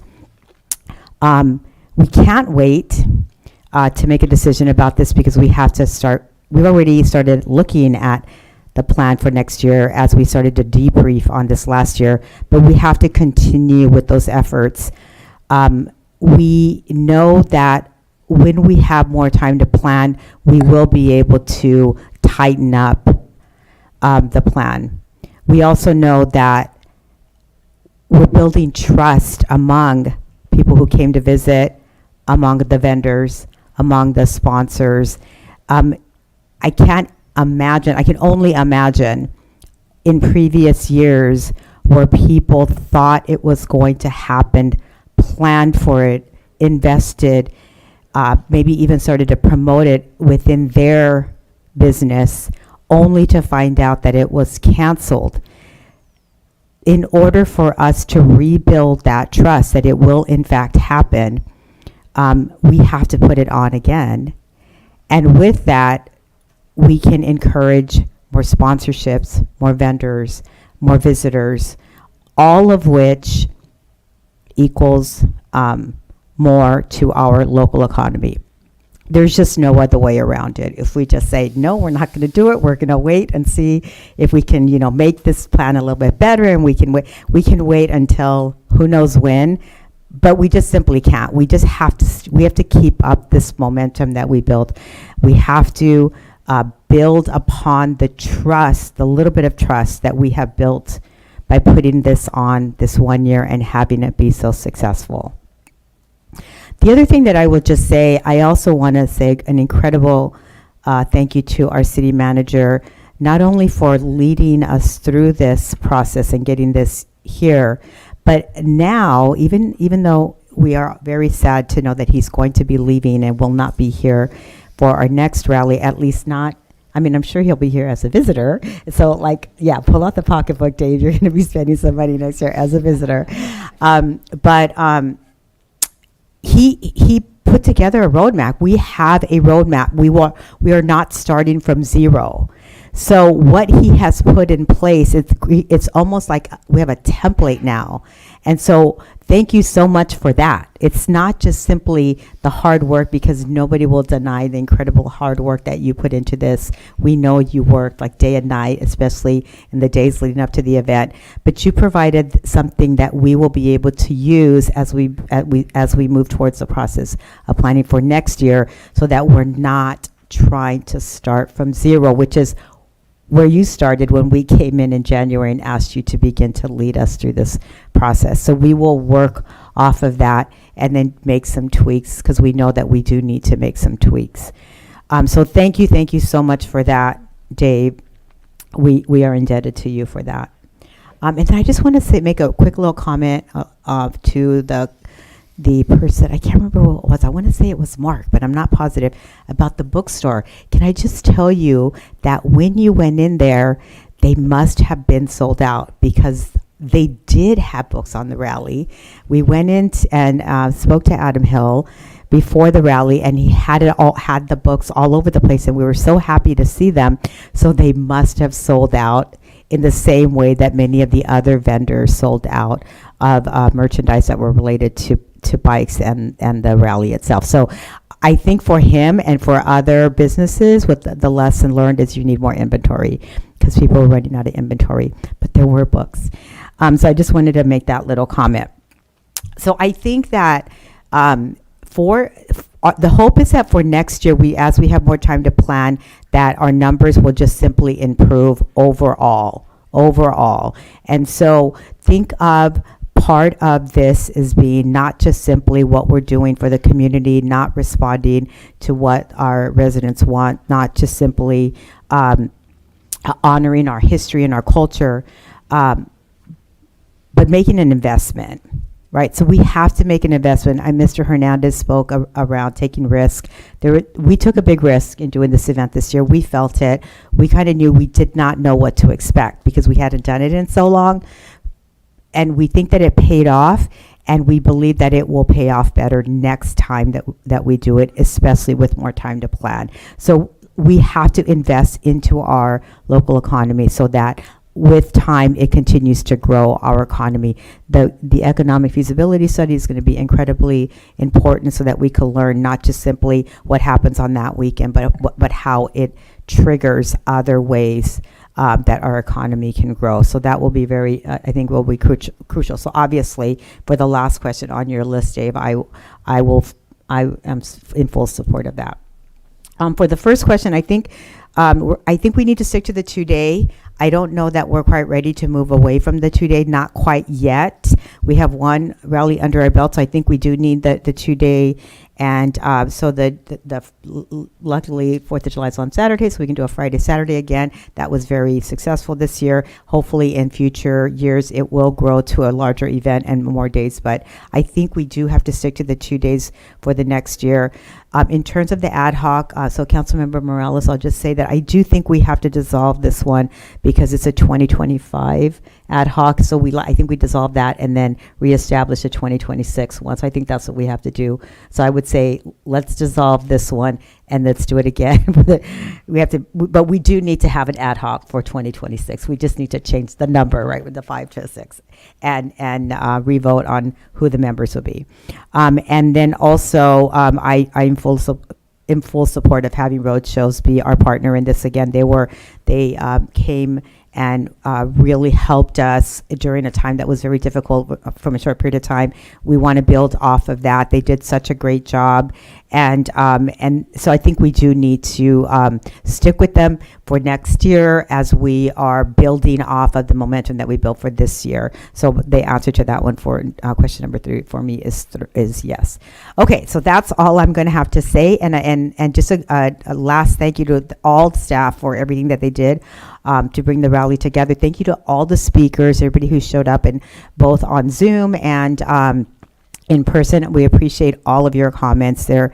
It's so important for us to hear from all of our constituents.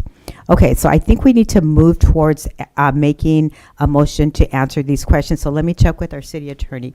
Are we doing one at a time? Are we doing all of them at once as a motion? How do we do that? You can do one at a time. It's just giving direction, and then these items will be brought back. Okay, so we don't need to do a motion. We're just going to give direction. Okay, so this is how I'm going to do it. Then I'm going to just ask for a thumbs up, as has been now a little bit of our practice. Go ahead, Councilmember Morales. Go ahead. So, David, so if we're moving forward with the rally, was this part of our approved budget already? Or do we need to do a budget mod in order to put some funds aside? For next year, you would need to, and then the balance, once all the final bills are in, then we would bring that in a mid-year adjustment to true up, and then you would also have your budget appropriation for what you would think your expenditures are going to be for the remainder of the budget year. And then as you bring your budget forward for 26, 27, you would have budget appropriation there. It does make it a little bit tricky just because it's so close to the start of a fiscal year. So. Okay. Okay, thanks for that question. And it's important to ask because some of the encumbrances will be done in 2025. That is correct. Yeah. Right, so you'll figure that out?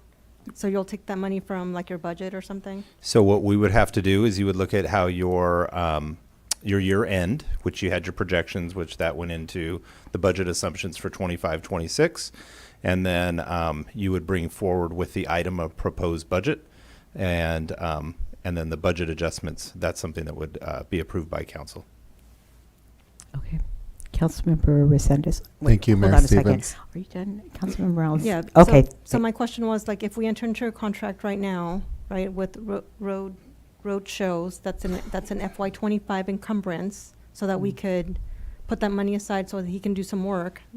That's not in next year's budget allocation. That would be in this year's budget allocation. That was my question. Thank you, Mayor.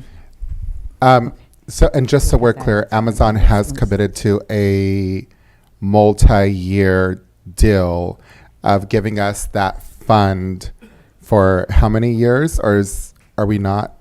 What's the status on that? In other words, can we count on that same $250,000 from Amazon to allocate in whatever way we choose to, whether it's bathrooms or the biker rally?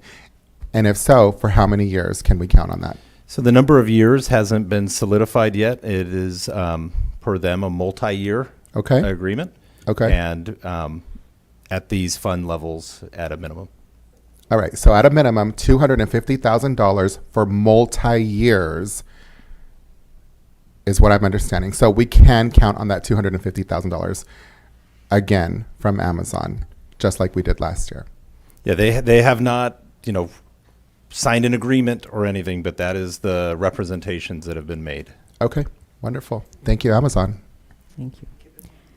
Okay, so we're gonna let's go question by question. So first of all, do we want to keep it at a 2-day event, and if you wanted a 2-day event, thumbs up.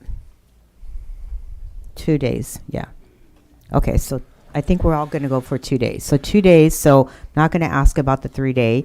And then, so that means 3 and 4, since we're selecting the 2-day event. Do we want to sunset the 2025? So I'm going to say a thumbs up, yes. So we're going to, yes. Okay, and then with that, I would just add that we need to do the 26 one, right? Can I ask a quick question? Yeah. Thank you. Can we just get that on the consent agenda to bring forward, or do we have to bring it during regular agenda items again? It seems like it can go under consent. That would be something that could be brought under consent. So if my suggestion, Mayor Stevens, if it's okay, we just bring it under consent, change the number, have the same ad hoc committee members, and then we can vote on it at the next meeting. Yeah, it would just be identifying who the 2 members are going to be. And I, just for the sake of consistency, I would suggest that it's the same 2 members that were on the last one. Okay, so let me ask the rest of us, do we want it on consent, or do we, so if you think it should be an agenda item, if you think it's okay on consent, thumbs up. Okay, so I think we're good with that then. Okay, good. And then the next question. Mayor Stevens, would you want the same two members to continue to serve? Yeah, I think when it that's brings what that comes was, back? yeah. Okay, thank you. Thank you. And then road shows. So thumbs up to road shows for at least another year. Okay, so we're good with that. And then do we want the economic impact report? Thumbs up. Okay, so we got 4 thumbs up on that one. Okay. All right. Another question? And I know we've talked about this before. I just don't remember if we got either direction or consensus, City Clerk, about bringing it back to make it a legally binding, whatever that looks like. I just want to have it brought back for consideration to make it a legally binding ballot measure. So there was direction at a council meeting maybe 6-ish months ago, maybe not quite that long, to bring it back to discuss a future ballot measure for that. And so Perfect. we wanted to wait until this report, so we'll plan to bring it back sometime in the fall. Perfect. Thank you. Since we already had that direction, we didn't ask this evening. So Thanks. I forget. Thank you. Okay, so thank you for that. It was a long agenda item, I think well worth the discussion and the comments. So we're going to move on. So thank you everybody who participated in this part of the agenda. We're going to move on to 8.2, discussion of a potential cost recovery ordinance. Thank you for that enthusiasm. Thank you. Thank you for coming, everyone. Discussion of a potential cost recovery ordinance recovering the emergency response costs for driving while under the influence. Can we have a staff report?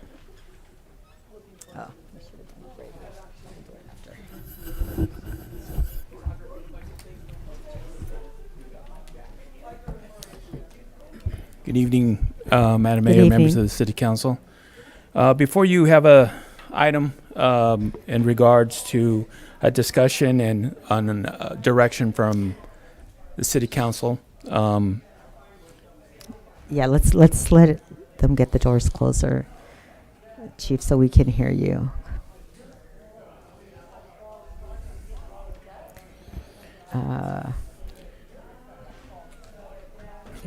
Yeah, I apologize, Chief. They're trying to just get the noise down in the lobby.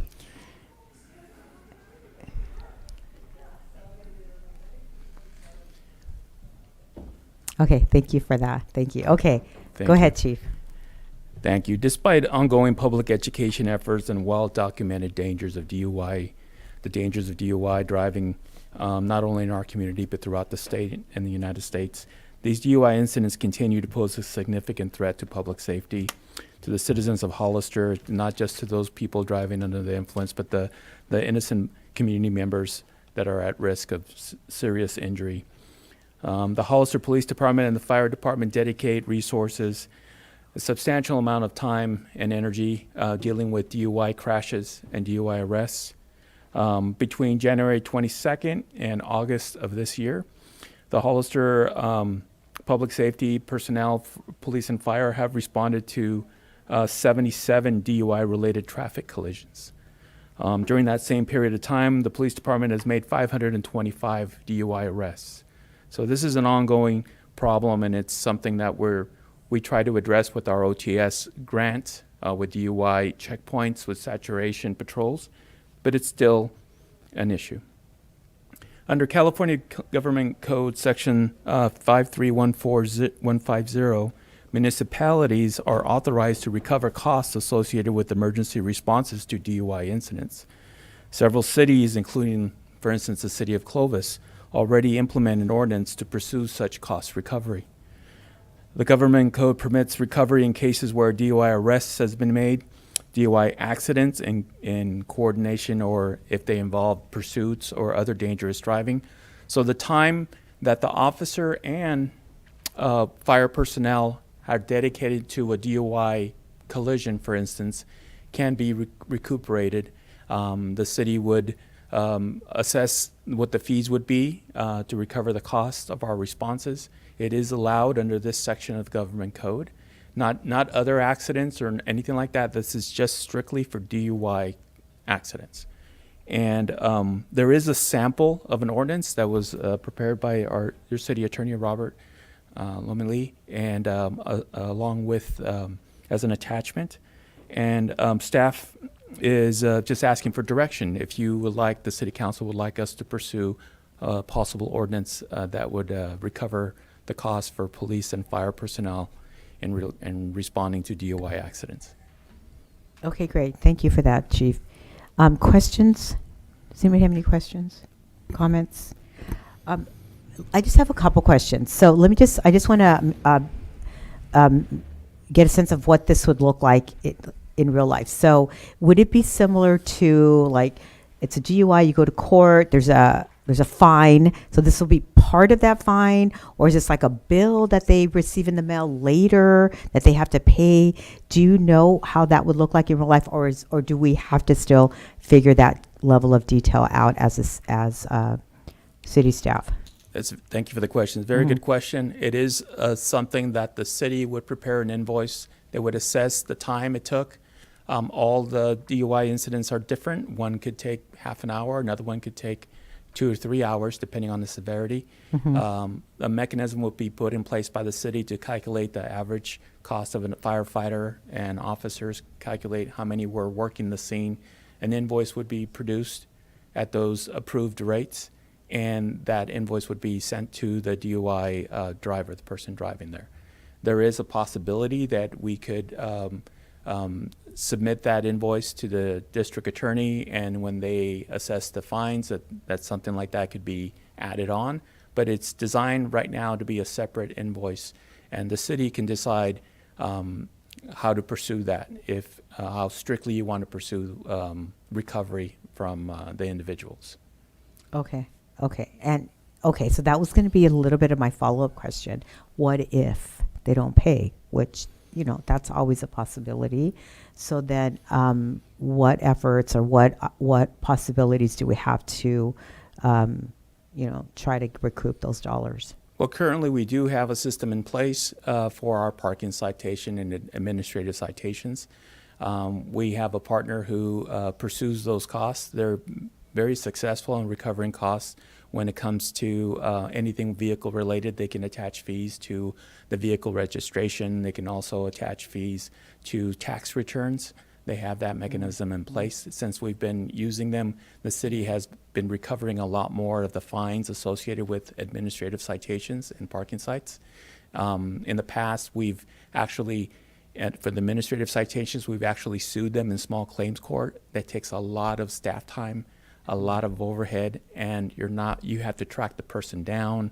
There was a lot of things that needed to happen, and we were very, very unsuccessful in that. Now that we have this partner, we've been very successful. They do take a percentage of the costs associated with recovery, but we're getting money that we didn't have before with that company. That's something that we can speak with them, and they could possibly handle that. But this is an open discussion in the direction that the council would like us to go. Okay, great. Thanks for those answers. Go ahead, Councilmember Resendes. Thank you. So I'm trying to figure this out in my head, right? So somebody gets a DUI. You want to go after them for cost recovery for your services, essentially, and we need a city ordinance to do that. There is a government code that allows you to do this. There's a carve out in the state code that allows cities to do this, but you have to have your own ordinance in place for you. Okay, and you're going to partner with an agency or a firm that's going to help you go after the person who was driving under the influence to recover that money. That's one direction we could go with that. Okay, what are you doing as far as preventative measures? I know you do things in the community, but this seems like it's something that's like after the fact. What are you doing proactively rather than reactively? Well, like I mentioned before, we do the DUI saturation patrols. We do advertising. We partner with OTS and NHTSA, who puts out social media campaigns about safe driving. There's all these campaigns talking about, do not drink and drive, get a driver, designated driver. All that outreach has been done for years. We do DUI checkpoints, and a DUI checkpoint, we do several of them, and we may not arrest anyone at the checkpoint, But part of the success of a checkpoint is awareness. That we announce ahead of time there's going to be a checkpoint. It gets into people's mind. Maybe I should get an Uber. Maybe I should get a ride. All these things are stuff that all departments do to try to discourage DUI driving. And we're getting grant funding for those. Correct. More often than We not, have right? for the Yeah. last 14 years. Okay. I'm really torn, I'll be honest with you. Do you have any data? Do you have any data to show like how much cost recovery or how much fees are we paying or spending to respond to the DUI related incidents over the last, I don't know, so many years or so or whatnot?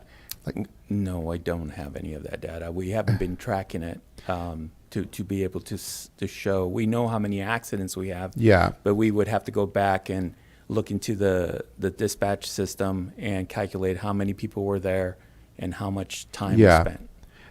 And so moving forward, you're going to have to do that. Yes. And then you're also going to have to use your time to do that well, no, not necessarily cost recovery, just per the incident. Just for the incident, Okay. and it's all in the computer system. We can generate a report, and it'll be really simple to do that. Okay, so then I guess like for me, Chief, I would like to see that number. I'd like to see what those costs look like. And I'm also really torn about like, for me personally, and I might be getting in trouble for saying this, but I really do think that alcoholism is like a disease. It's a form of some type of a disease. And I think that if we can do more proactive measures and get people help and get them to stop drinking and driving, to be smarter about their choices, I'd rather invest in that. I know not everybody would agree with that. And I do think that once people do get in trouble for DUIs or for any type of crime, we tend to overreact, and it's hard for them to dig themselves out of that. So for me, it feels like this might be another layer, but I'm just wondering like if we could look at the cost, and I don't know how comfortable I'd be with like creating more harm in our community rather than like helping these people. That's where I'm coming from. I hope that makes sense to you. It does make sense. I agree with you that in many of these cases, the people have an illness that they need they need help. But we're also looking at an angle of they're hurting on the innocent people. I 100% get that too. And that's why I'm so those people are part of torn. our community. Yeah. And there's advertisement, there's common sense, it's common language. Everybody knows that you're not supposed to do it, but Yeah. people are still doing it. I agree. And the cost of doing business, the cost of the city of our officers and firefighters are always an issue. And this is a mechanism in place by the government that's already given. This Right. has been in place for years, for decades. Right. And we've never taken advantage of this. Right. And this is a way just to recover a portion of the cost of responding to DUIs. It doesn't involve any other accident. It doesn't involve traffic citations of any other kind, just DUIs. Right. And again, for right now, I just want to see a little bit more data. Maybe you can bring us some more information about what other communities are doing this, what their numbers look like. And if there's other means, like, is this something that is like the end all be all? Like, is this what's working, what's helping people in other communities? Or is there other things that are in place? And this might be like a little bit of an outdated type of, I don't want to say service, but a system. I don't know. Again, that's where I'm at personally with it. So for tonight, I don't feel comfortable moving forward with it. I'll be honest with you. I still have a lot of questions. Thank you, though. Okay, thank you, Councilmember Resendez. Other questions or comments? Go ahead, Councilmember Morales. No, I think thank you for bringing this presentation. I think this would be great for the city to implement an ordinance for us to do some cost recovery. We're looking at cognitive behavioral interventions, and recouping some of the cost is also part of a preventative measure. I mean, that is part of how we know the system looks at changing behavior. It's an evidence-based way of deterring people from doing it, just like everything else. The checkpoints, the social media, advocacy groups, Mothers Against Drunk Drivers. At the end of the day, there are people that are impacted. There's victims. People lose their lives. People are harmed in so many different ways. And it's not just the individual, it's families and the entire community. So I think this is a great way. And yes, I agree, but it's the county's responsibility to fund the alcohol or drug, because now it's about being an impaired driver, right? It's not just alcohol, it's also marijuana or anything, medication. So, we could look at partnering with the county to do a little bit more preventative work, but I think this is one, and I'm surprised that we haven't done this before, because this also then allows our officers to have a little bit more money to do some of that work, some of that preventative work, and maybe look at, starting the work in junior high or high school in terms of more outreach or more education or anything, but it allows us some method of cost recovery. And it does require a lot of resources, not just from responding, but the medical care, our staff time, the cleanup, and so it would be to our benefit to look at this. I turn my mic on. Thank you, Councilmember Morales. Do you have a quick comment? I do. Go ahead. I think it's a pretty good idea. It's simple seeming. I too, like Councilmember Resendez, I'd like to know kind of like in a ballpark how much it might. I mean, a DUI costs the offender a lot of money, but it's like 10 grand, right? But I mean, the community, the effects could be even more catastrophic than just $10,000. It's, money is one thing, but it's somebody's life or an injury that's catastrophic. I mean, a knee or a hip or something like that, if you actually struck a human being, could be huge. I would just like to know more about how it mentions in your presentation, Clovis is already doing this. I'd like to see kind of like what they're doing. I always kind of like to kind of benchmark against other communities and see how this is going over there. But I'm thinking about this park near where I live, McCarthy Park. It's next to Alvarado. That very corner of Alvarado and McCarthy, there's not a telephone pole, it's a light pole. And you can see it's clearly been struck by a vehicle. And the lamp is still up there, but I can't imagine that person was sober when they hit that light pole, because it's literally shining a light down on itself, and it's like 2 feet in on the curb, and it's a huge dent in it, and it's crooked kind of, but it's still erect. It's totally working. But I don't even know. I was talking to the city manager, and those things are not cheap. How much is just a light pole? And we're not talking about a human life, but how much is just a light pole? I'm going to look over to William. It's probably about, $75,000, $100,000, depending on. I mean, if you're putting up a new one and there's, you've got to run power to it, those costs grow. Signal lights are even much more. Oh, okay. So this wouldn't even pay much of that, but clearly this person was probably not in the best judgment if they're driving their vehicle in a manner in which it's going 2 feet up on a curb and it's hitting this lamp. So I think it's an elegantly simple way of recouping some of the costs that are incurred as a result of just a preventable behavior. But I guess it is becoming more of an issue. People are looking at it as like a disease, but it's something before you take your first sip, you really should be thinking about what you're going to do after your last one and where those keys are going to reside and what's going to happen after you're done. So I would like just more information. Yeah, Okay, in you. regards to what you mentioned, this is modeled after the Clovis ordinance. So that's the example that we're using. An estimate that's in there is just a rough estimate of maybe $30,000 a year if there's $1,000 in recovery per incident. If it's not too complicated, not too ongoing, not lasting several hours. The example you gave about the pole, if a DUI crashed into a pole, the city can easily recover that cost. But we can't recover our cost until there's an ordinance in place. Yeah. So I did want to add really quickly, and Chief can correct me if I'm wrong, but realistically, this isn't just an individual gets stopped for DUI and then they get a bill from the city. This is an individual who is under the influence of alcohol or drugs, and then as a result of that, they also exhibit negligent behavior that causes significant threat to life, safety, property damage. So it's not just an individual gets stopped for a DUI, they don't damage anything, they don't cause a wreck, that they're not going to get a bill from us for time. But if that individual drives the wrong way on a one-way street and crashes into a light pole, that's going to require the police department to respond, the fire department, public works, everyone else. And so in that type of a situation, that's when the city would then send them a bill for those costs. Thank you for that clarification. Yeah, thank you. Okay, I don't, all my questions have been answered, so I don't need to add any more to that discussion. Did you have another question, Councilmember Resendez? Yeah, thank you, Mayor. So yeah, I was wondering, Chief, if you were going to bring it back, but I might have changed my mind by now. I'll be honest with you. If you were going to bring it back, if we could do like a, like kind of like a step, like first offense, second offense type of thing. But I feel pretty comfortable with what the city attorney had just said.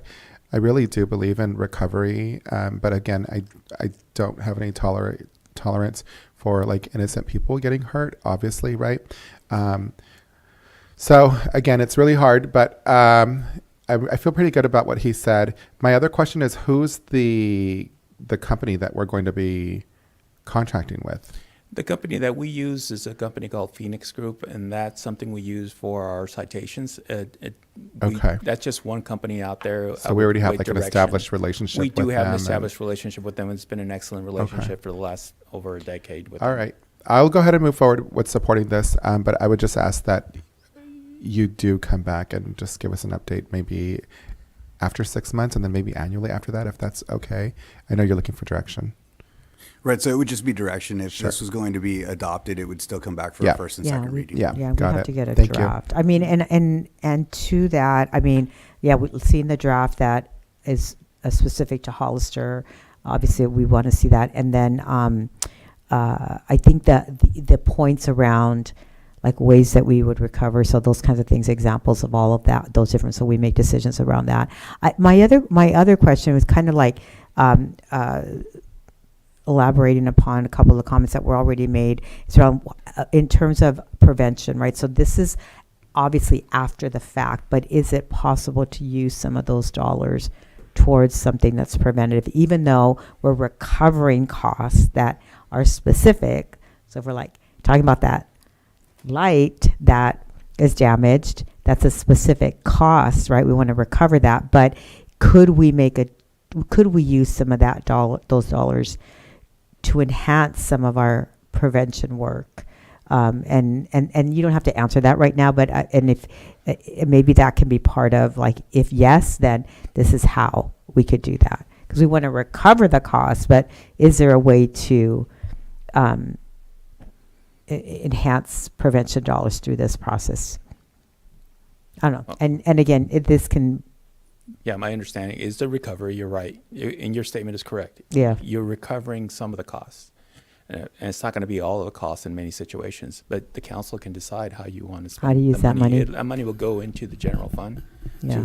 to recoup the cost or attempt to recoup the cost. Okay. How that money is spent, it depends on the direction of the city council. Okay. I mean, it just gives us something to think about, right? Maybe that is something. Yes. And Councilmember Morales is correct. The county does do a lot of that outreach to the community. It's not just DUI, alcohol, it's drugs as well. There's outreach about that. There's advertisements. We partner with OTS and we do all of that. There is something that is, they often say $10,000 is the average cost of a DUI arrest when you factor in the fines, the court. So they're throwing that out there as a means for people to understand that, and maybe they make this decision not to drive drunk. Yeah. This is something else that can be used in that same direction. It's like the city can actually recover costs too, and you're going to have to pay that. Your insurance doesn't pay that. Right. You have to pay that. That's not covered by your insurance. Yeah. So our goal is, I think it's your same goal, nobody being hurt on the street, the people getting the help they need. But we're talking about situations where they've already made so many bad decisions that they put other people at risk in our community. Yeah. Okay. So I think, let me just check. So general direction so far is that you come back with a draft. For general support for this, with some of the examples that we asked for, and then obviously something that's real specific to Hollister. So thumbs up if you're good with that. So we're going to do thumbs up on this. Okay, so we're good. Thank you, Chief. Thank you. Thank you. Thank you for that. We look forward to seeing that. And Mayor Stevens, I'm just going to report for the record, we have no public comments. Oh, for sorry about that. I totally bypassed that. Sorry about that. Thank you, City Clerk. Thank you. Okay, so let me see the time. Are you guys okay with going to the last item and then we'll take a break before closed session? You guys okay with that? We'll We still just have power the two. through? We have this item, and then we have 2 public hearing items. So But is before our public closed session. hearing before closed session? yes. So we should we do this item and then take a break before public hearing? Yeah, because we Oh, you do guys have okay with that? a guest as well. We have Steve from the county for item 8.3 as well. So Okay, let's do that. Let's do this item and then we'll take a quick break before public hearing. Okay. Good evening, Mayor and City Council members. William Vi, Public Works Director. The item before you tonight is a request from the County of San Benito to consider approving a resolution to waive or reduce the impact fees associated with a new transitional housing development that the county is building. The transitional housing project located at 3235 Southside Road will provide 16 tiny homes to serve vulnerable and at-risk populations within the community. The county has submitted a request to the city to waive or reduce the water and sewer impact fees associated with the project. The city's adopted fee schedule provides for the collection of impact fees for all new connections. For this project, the assessed fees would be the water impact fees, and the water impact fees are per connection. So there's not 16 connections, one for each tiny home. There's 2 connections, and then after our connection, then the county would make the connections to each of the 16 tiny homes. So those water impact fees would be $40,000, $40,144. The sewer impact fees, those are assessed per individual unit, and that includes sewer treatment and sewer collection, and those roughly 50%, and those are about $8,000 for each unit, and it's about 50-50 split between collection and treatment. So the total impact fees would be $169,000, just over $169,000. Now, the water impact fees don't include the meter costs or the installation of the meter. Those are separate fees that we charge for staff time and the cost of the meter. So the request here is just for the impact fees themselves. And we do have Steve Luke, the County Public Works Director here, if you have any questions for him about the project. yeah, and I'll just hop in, William. So our staff worked with Mr. Loop to go through and find the most effective way that we could do this, given the situation. It's, pretty unique having 16 tiny homes. These are 400, 600, 800 square feet. And so what is presented to you under the impact fee at the full total price of $169 is within our authority. Anything under that would be something that would require council authority. That is not something that we as staff have authority to do. And so your options are basically, we put forward what a full waiver looks like, what a 50%, what no waiver looks like, but ultimately the decision is yours. You couldn't go above this number, but you can be at that number or all the way down to 0. So that's why it is before you this evening. Okay, thank you for that additional info. Okay, any questions, clarifications from the council? Okay, go ahead, Councilmember Resendez. Thank you, Mayor. Yeah, I'm not in favor of waiving any impact fees ever because our citizens, our constituents have to pay for that. So, however, I do understand that this is transitional housing. It's going to be transitional housing. They're tiny homes. So I'm just wondering, did we do something to ensure that we're giving them the true cost? Like, we're not charging them single family rates for tiny homes, are we? Correct. We looked at the multifamily rates. Okay, good. The So then, multifamily, I believe the studio, because they're about the size of a studio Sure. apartment. Okay. So we use the studio rate, multifamily rate, and for the water impact fees, it's just the size of the meter. And originally, the design called for 2 6-inch meters, which was really overkill for this project. So we got that down to 2 2-inch meters, which really low. The impact fee for 1 6-inch meter is, I think, $125,000 for right. one. So we got that down to 2 2-inch meters.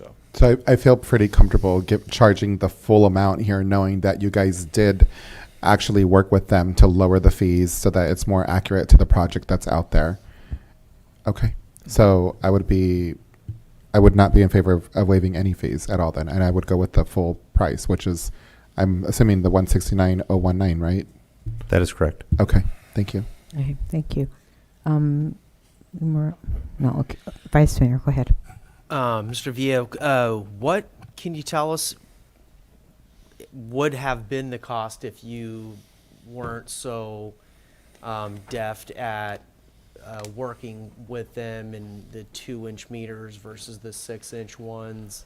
What would the cost have been if, we didn't do those? I think I'm going to correct myself because I think it's $60,000 per 6-inch meter. So that right there would have been $120,000 for the water meters, For and the whole then, property? excuse me, For all 16? yeah, because there's only 2 meters. After the meter, then the county is going to split the water lines up to the different tiny homes. There's only 2 meters that feed into the 16 tiny homes. Okay. So we just charge per connection for the water. So there's only 2 connections for this project. So that would have been $120,000, and I think the sewer impact fees would have been about $130,000, $140,000. Somewhere in that range. So it would have been probably about double of what it is now. Okay, so this represents effectively like a half price. Oh, If excellent. if I could jump in on the single for the sewer, if you had all 16 and a single family, it's 139,000. The single for just the sewer down to the studio is 131,000. In total. So that's an $8,000 reduction on the sewer side. And then William talked about the looking at the water meters. Okay, and I should probably do a little bit more homework, but admittedly, I'm not totally sure how much money we get from outside agencies. Do we get any money from the state, the federal government to help with homeless? Do we? I don't think so. So, Let the city manager answer yeah, that. so we have right now in place, it's called the Permanent Local Housing Grant. That was passed 2019, and that's through a proposition at the state level. So there's anytime property is recorded in California, there's a $75 fee that's assessed. And then that ends up going back to each of the communities. So it's kind of, your allocation is dependent on the real estate transactions in your community. When that item came forward, you basically put together a 5-year plan, and then you get an allocation for each year. So we'll be that'll be something that'll be coming back, the plan. We're going into year 5. And so the partnership that we had on that, we provided funding to Emmaus's house, but the remainder went to the county for homeless services to help support their shelter right now. And so that dollar amount ranges. It's typically about $180,000 a year. Emmaus's house gets $55,000, and then the balance pretty much is going to the county directly. No, but that's a competitive program, the CDBG program. In the past, there have been times where that was something that was received and partnered with. But because this was a brand new funding stream that was new to everyone in California, the county had traditionally asked us for support for their efforts with the homeless community. And so staff brought that forward as a way to bring a dedicated revenue source to help support the county that was not a general fund dollar. So it's a very long way of saying, yes, we have a funding stream that we've partnered with the county on outside of this. These tiny homes, It's fair to say that, you know, many of the folks that would stay in those homes probably are coming out of the city of Hollister. Not all, you know, the county is countywide.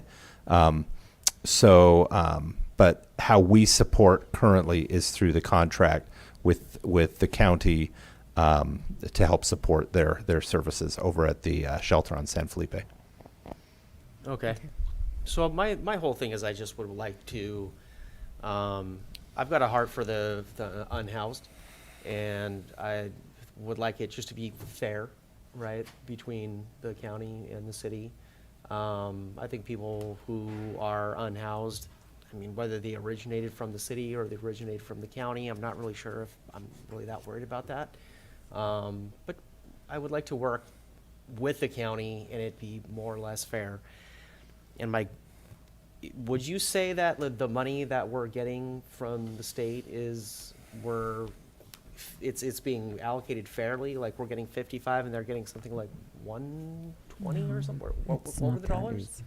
They get their own allocation as well. The county does. Okay. So, and I don't have the exact numbers, and I'm not sure Steve would of what they get. They have, because it's through their social services department, they have tons of different funding streams and grants, which is basically what paid for these tiny units, and will pay for the ongoing support of these units and the operations, because they'll have an operations side of the house as well.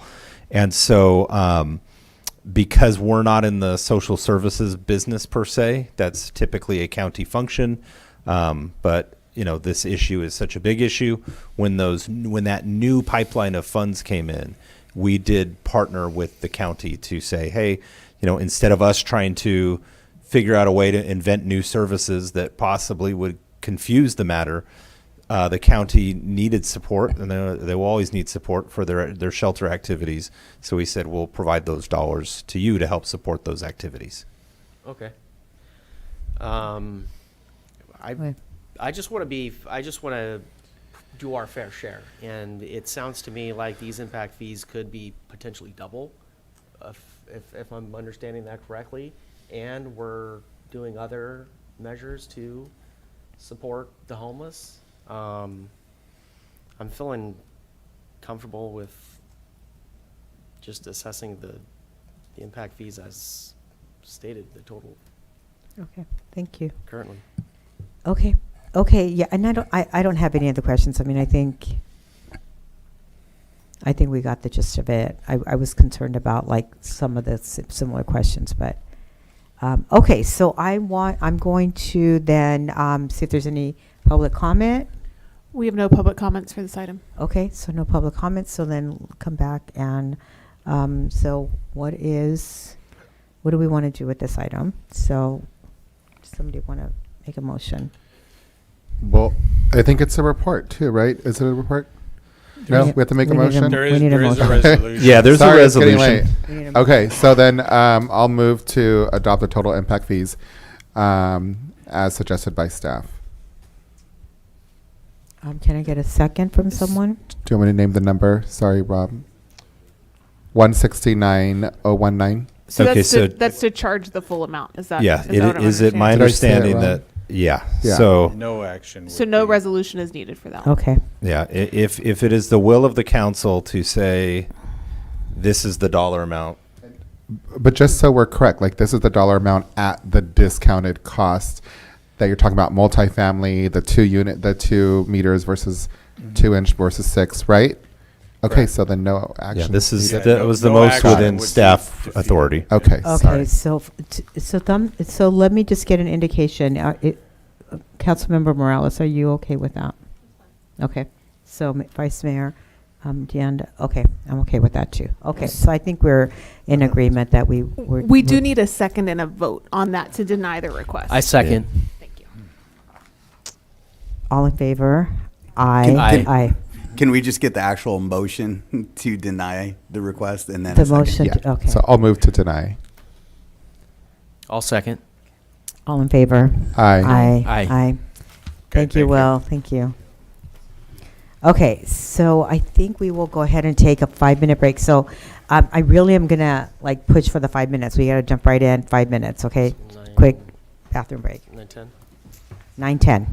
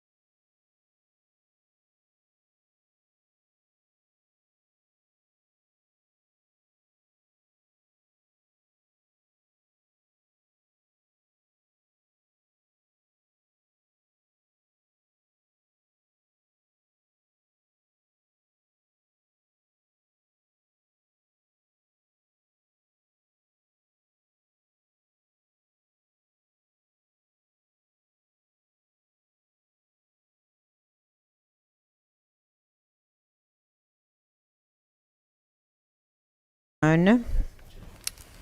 Oh, I tweaked my shoulder.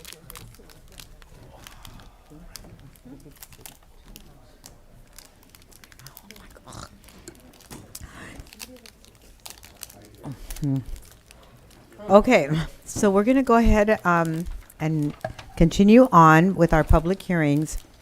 First public hearing, thank you.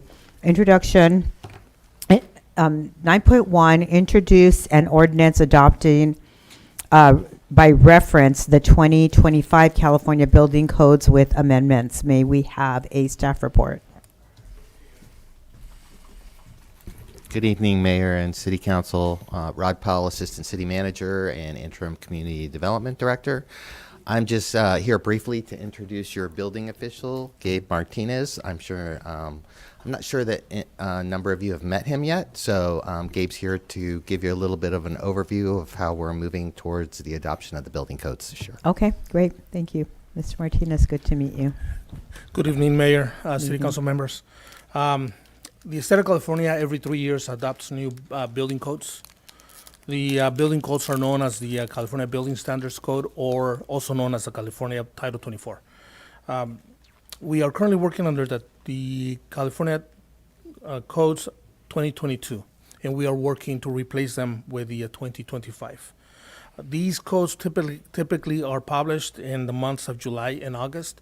That'll give us about 3 to 4 months for the building division, inspectors, building officials to become familiar with the changes, to take classes, and also to prepare a presentation to City Council and present it in the month of November.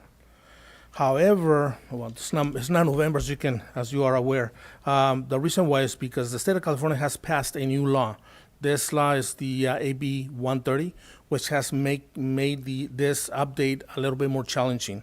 AB 130 prevents the local governments from making changes to residential building codes between October 1st, 2025 and June 1st, 2031.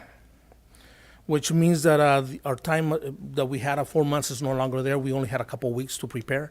And the staff with Mr. Powell, we all worked together to, getting as familiar as possible. And we also collaborated with the nearby municipalities, such as the city of Gilroy, the county of Monterey.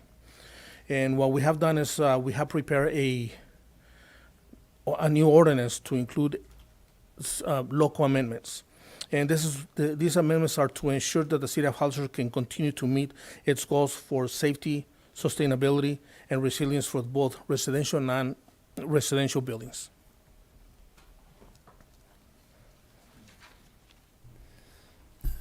And I'd like to just chime in a little bit, if I may, Gabe. So, Sure. Gabe touched on AB 130, and this was the housing laws that were packaged as part of the budget trailer bill, which is, unique to this, basically a unique way to introduce housing law.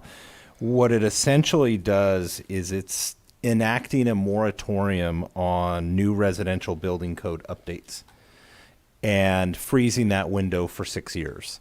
And so if you wanted to have your amendments in, you still can, but that window is shrunk extremely tight. So kudos to the staff, and I know all the building departments in the surrounding area are hustling to get their amendments in, because when you adopt the code, if you just adopt the state code as is, even your previous amendments would get wiped out by that code. So you have to make sure that everything is in there that you bring forward.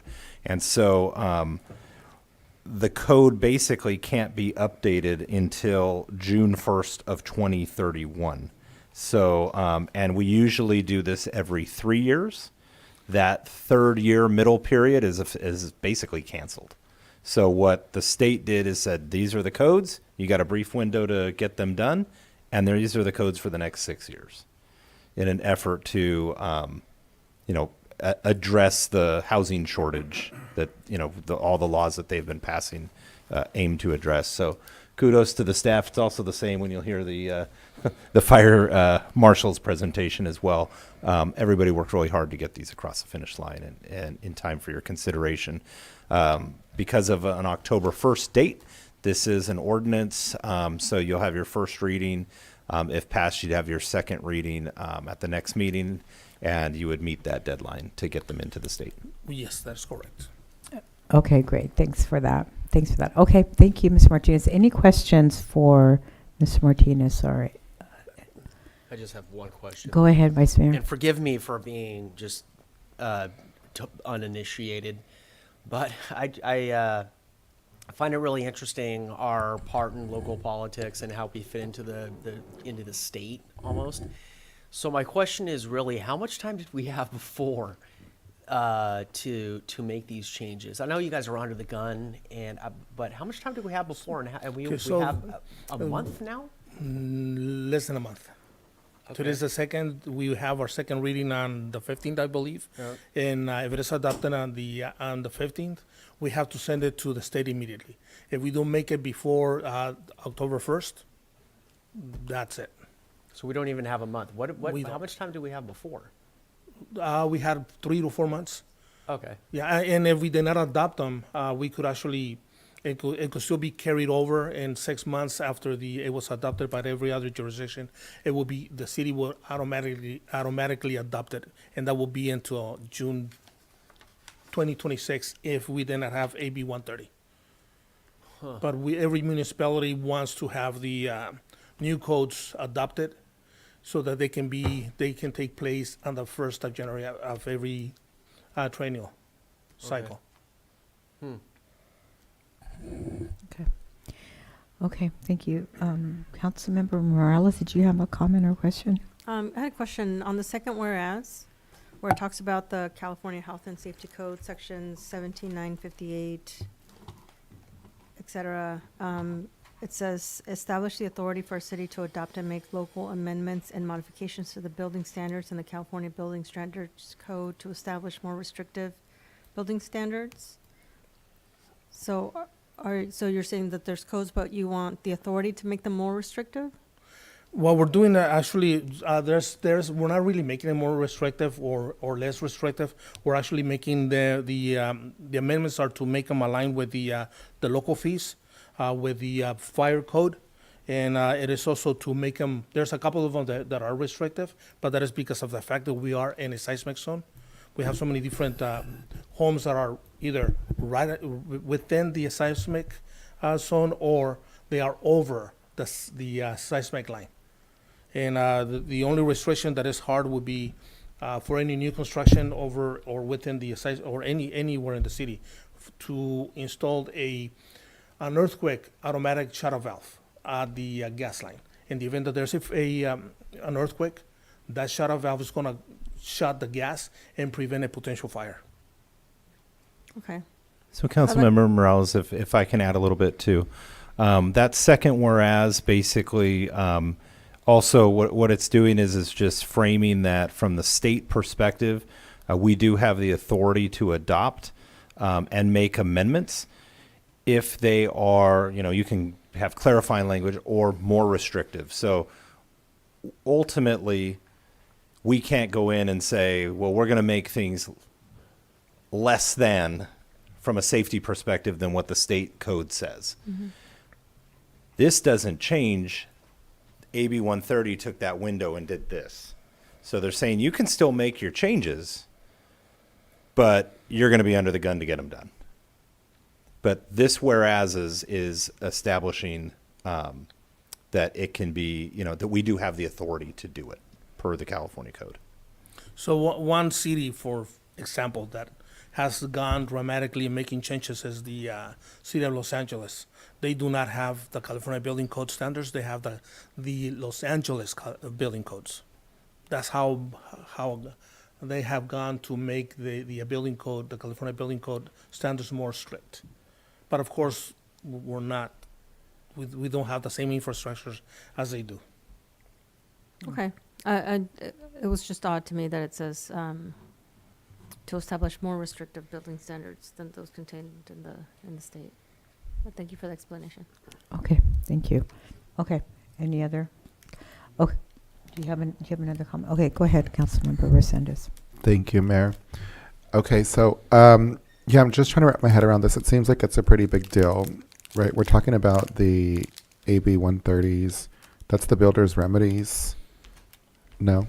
No, That's- this was the item that came at the time of the budget that had CEQA implications for like infill projects and all of those types of things. From the CEQA standpoint, just not a big impact here, just based on the available property that's left within the city. Got it. But this piece affects every city. So they just tighten the time frame and then are eliminating basically, instead of every 3 years, it'll be every 6. So if you miss the boat on your amendments, there's very specific exceptions that apply, but short of that, you're stuck with the state codes for the next 6 years. Okay, so what I'm understanding is we're adopting the state codes, but then we're making some amendments that are going to address like the seismic and then the fire hazards that we deal with here in Hollister to be a little bit least restrictive than what the state is. Well, the California building Okay. codes are the bare minimum. Yes. So we're not making them less restrictive. Yeah, we I'm can make sorry. them a lot more restrictive. Yeah. Okay. And I then we wonder, don't. I wonder if the language, like meeting the local, like maybe unique building code needs. I don't know if that's the right way to frame it, because I think the word restrictive or less restrictive, more restrictive, I think it's causing some confusion. But I'm wondering if it's more about like each community has some unique needs. For example, the seismic issues that because we sit on a fault line have that maybe other jurisdictions don't necessarily have, that we want to make sure that we're addressing those unique needs. Right. That's how I'm hearing what you're saying, and I'm wondering if that's accurate. The word restrictive is actually coming from the California. Yeah. The California I building get it. standards. It's very and I understand what you're very saying. technical. There will be cases in which the municipalities may have a more restrictive ordinance, and what we may end up doing to align it, we will still be submitting modifications to the state to align with the restrictions that the local municipalities may have separate. That way, we do not have a confusion with either contractors or the general public in regards to which one they're supposed to be applying. If the building code is less restrictive than the municipal code, then the code actually states that the most restrictive is the one that is going to govern. But that actually creates debate, friction between the building division and the contractors out in the field.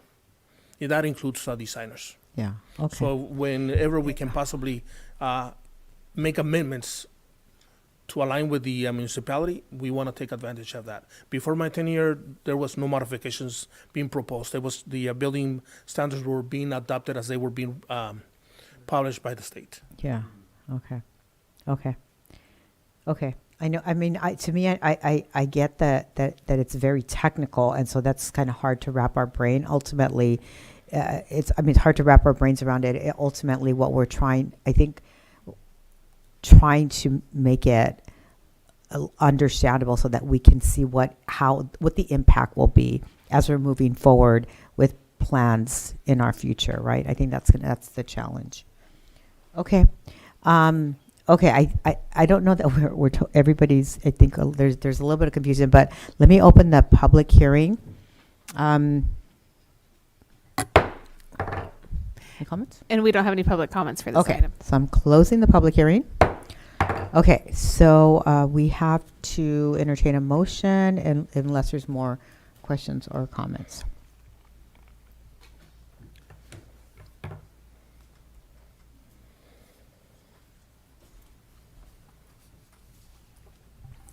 It would just be to direct staff to hold the second hearing at the next council meeting.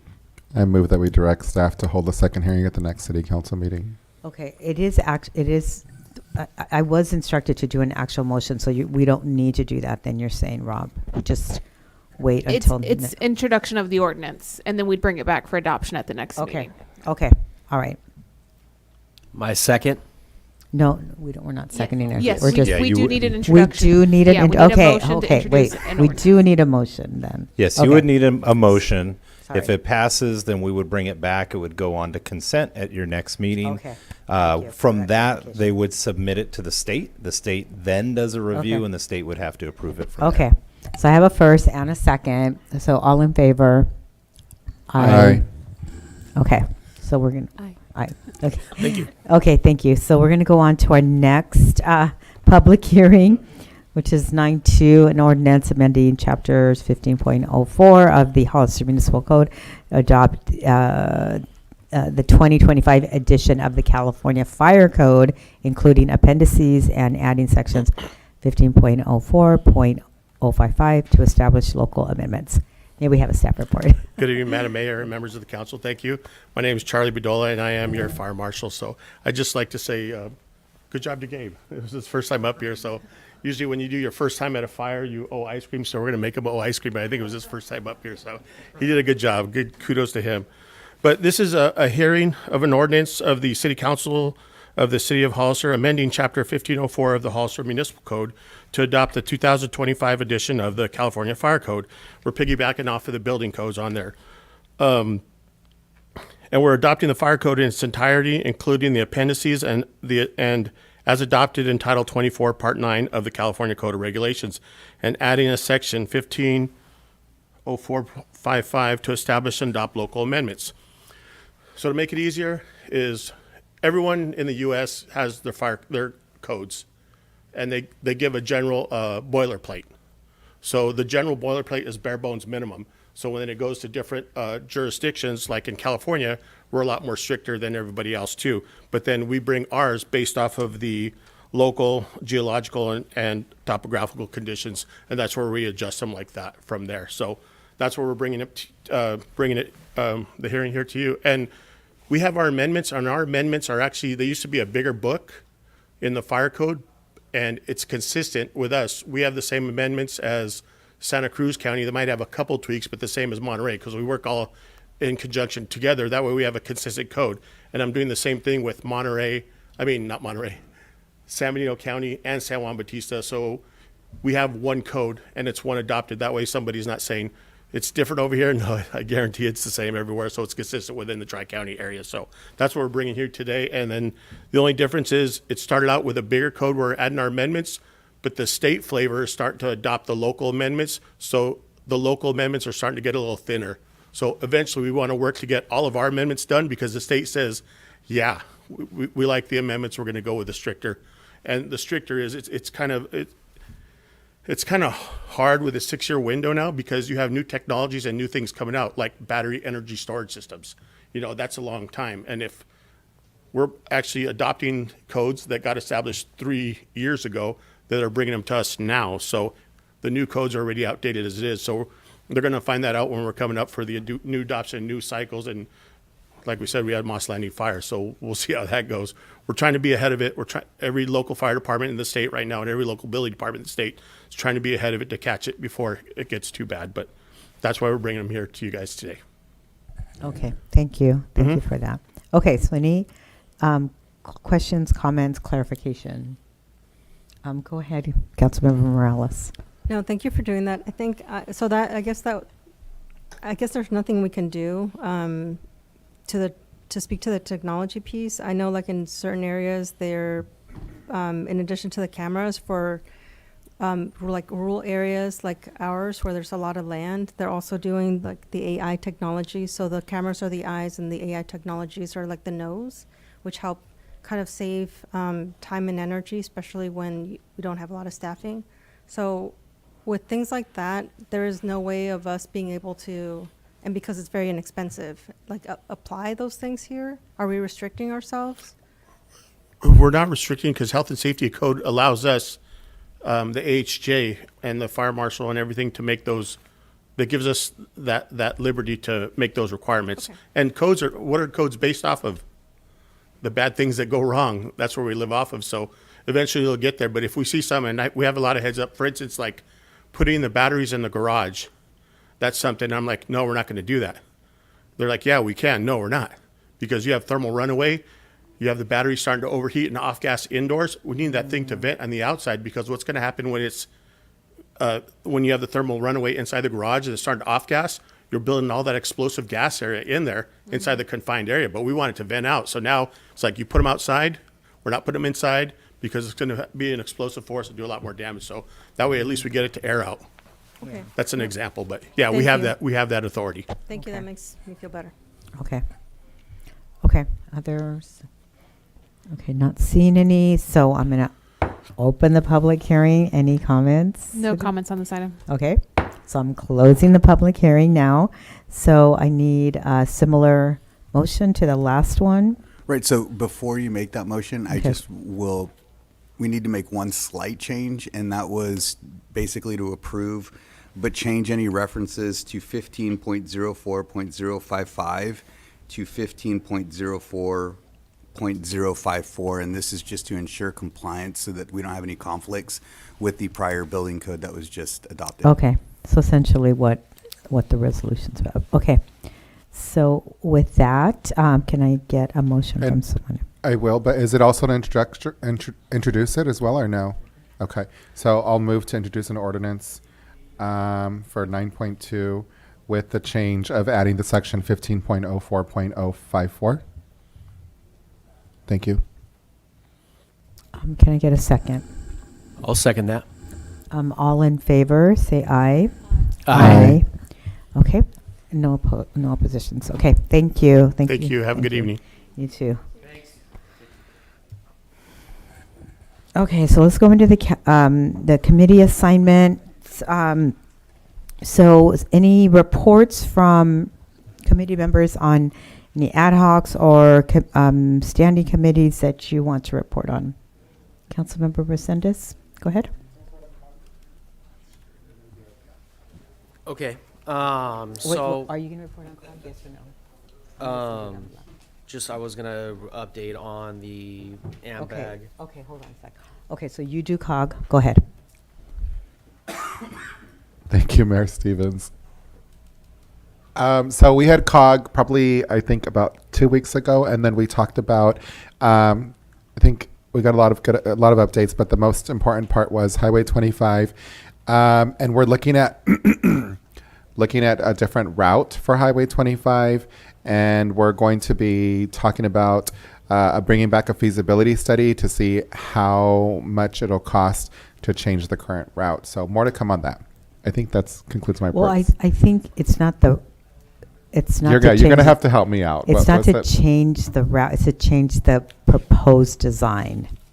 Thank you. Yeah, because we're actually looking to keep the current Route. 25 route, if that's possible, right? That's what we want to look at. But the Yeah. current proposed design is not in alignment with current Highway 25. So essentially, we're looking at possible designs so that we can keep the current route. So that's what we want to look at. So it's the design that we're kind of ditching. Thank you, Mayor Stevens. Okay, sorry about that. Okay, okay. Is that the only report you have? Okay, Councilmember Deanna, do you have any reports? Nothing to report. The only thing is the next Water Resource Association meeting is next Thursday. So next month, Thursday, October 2nd. So once we have our meeting after that. You'll and- report? Yeah. Okay, great, thank you. Okay, now Vice Mayor, go ahead. So it took me a little while to read our section of the 2025 Monterey Bay Region Coordinated Public Transit Transportation Plan. And I also talked with Binu Abraham. Effectively,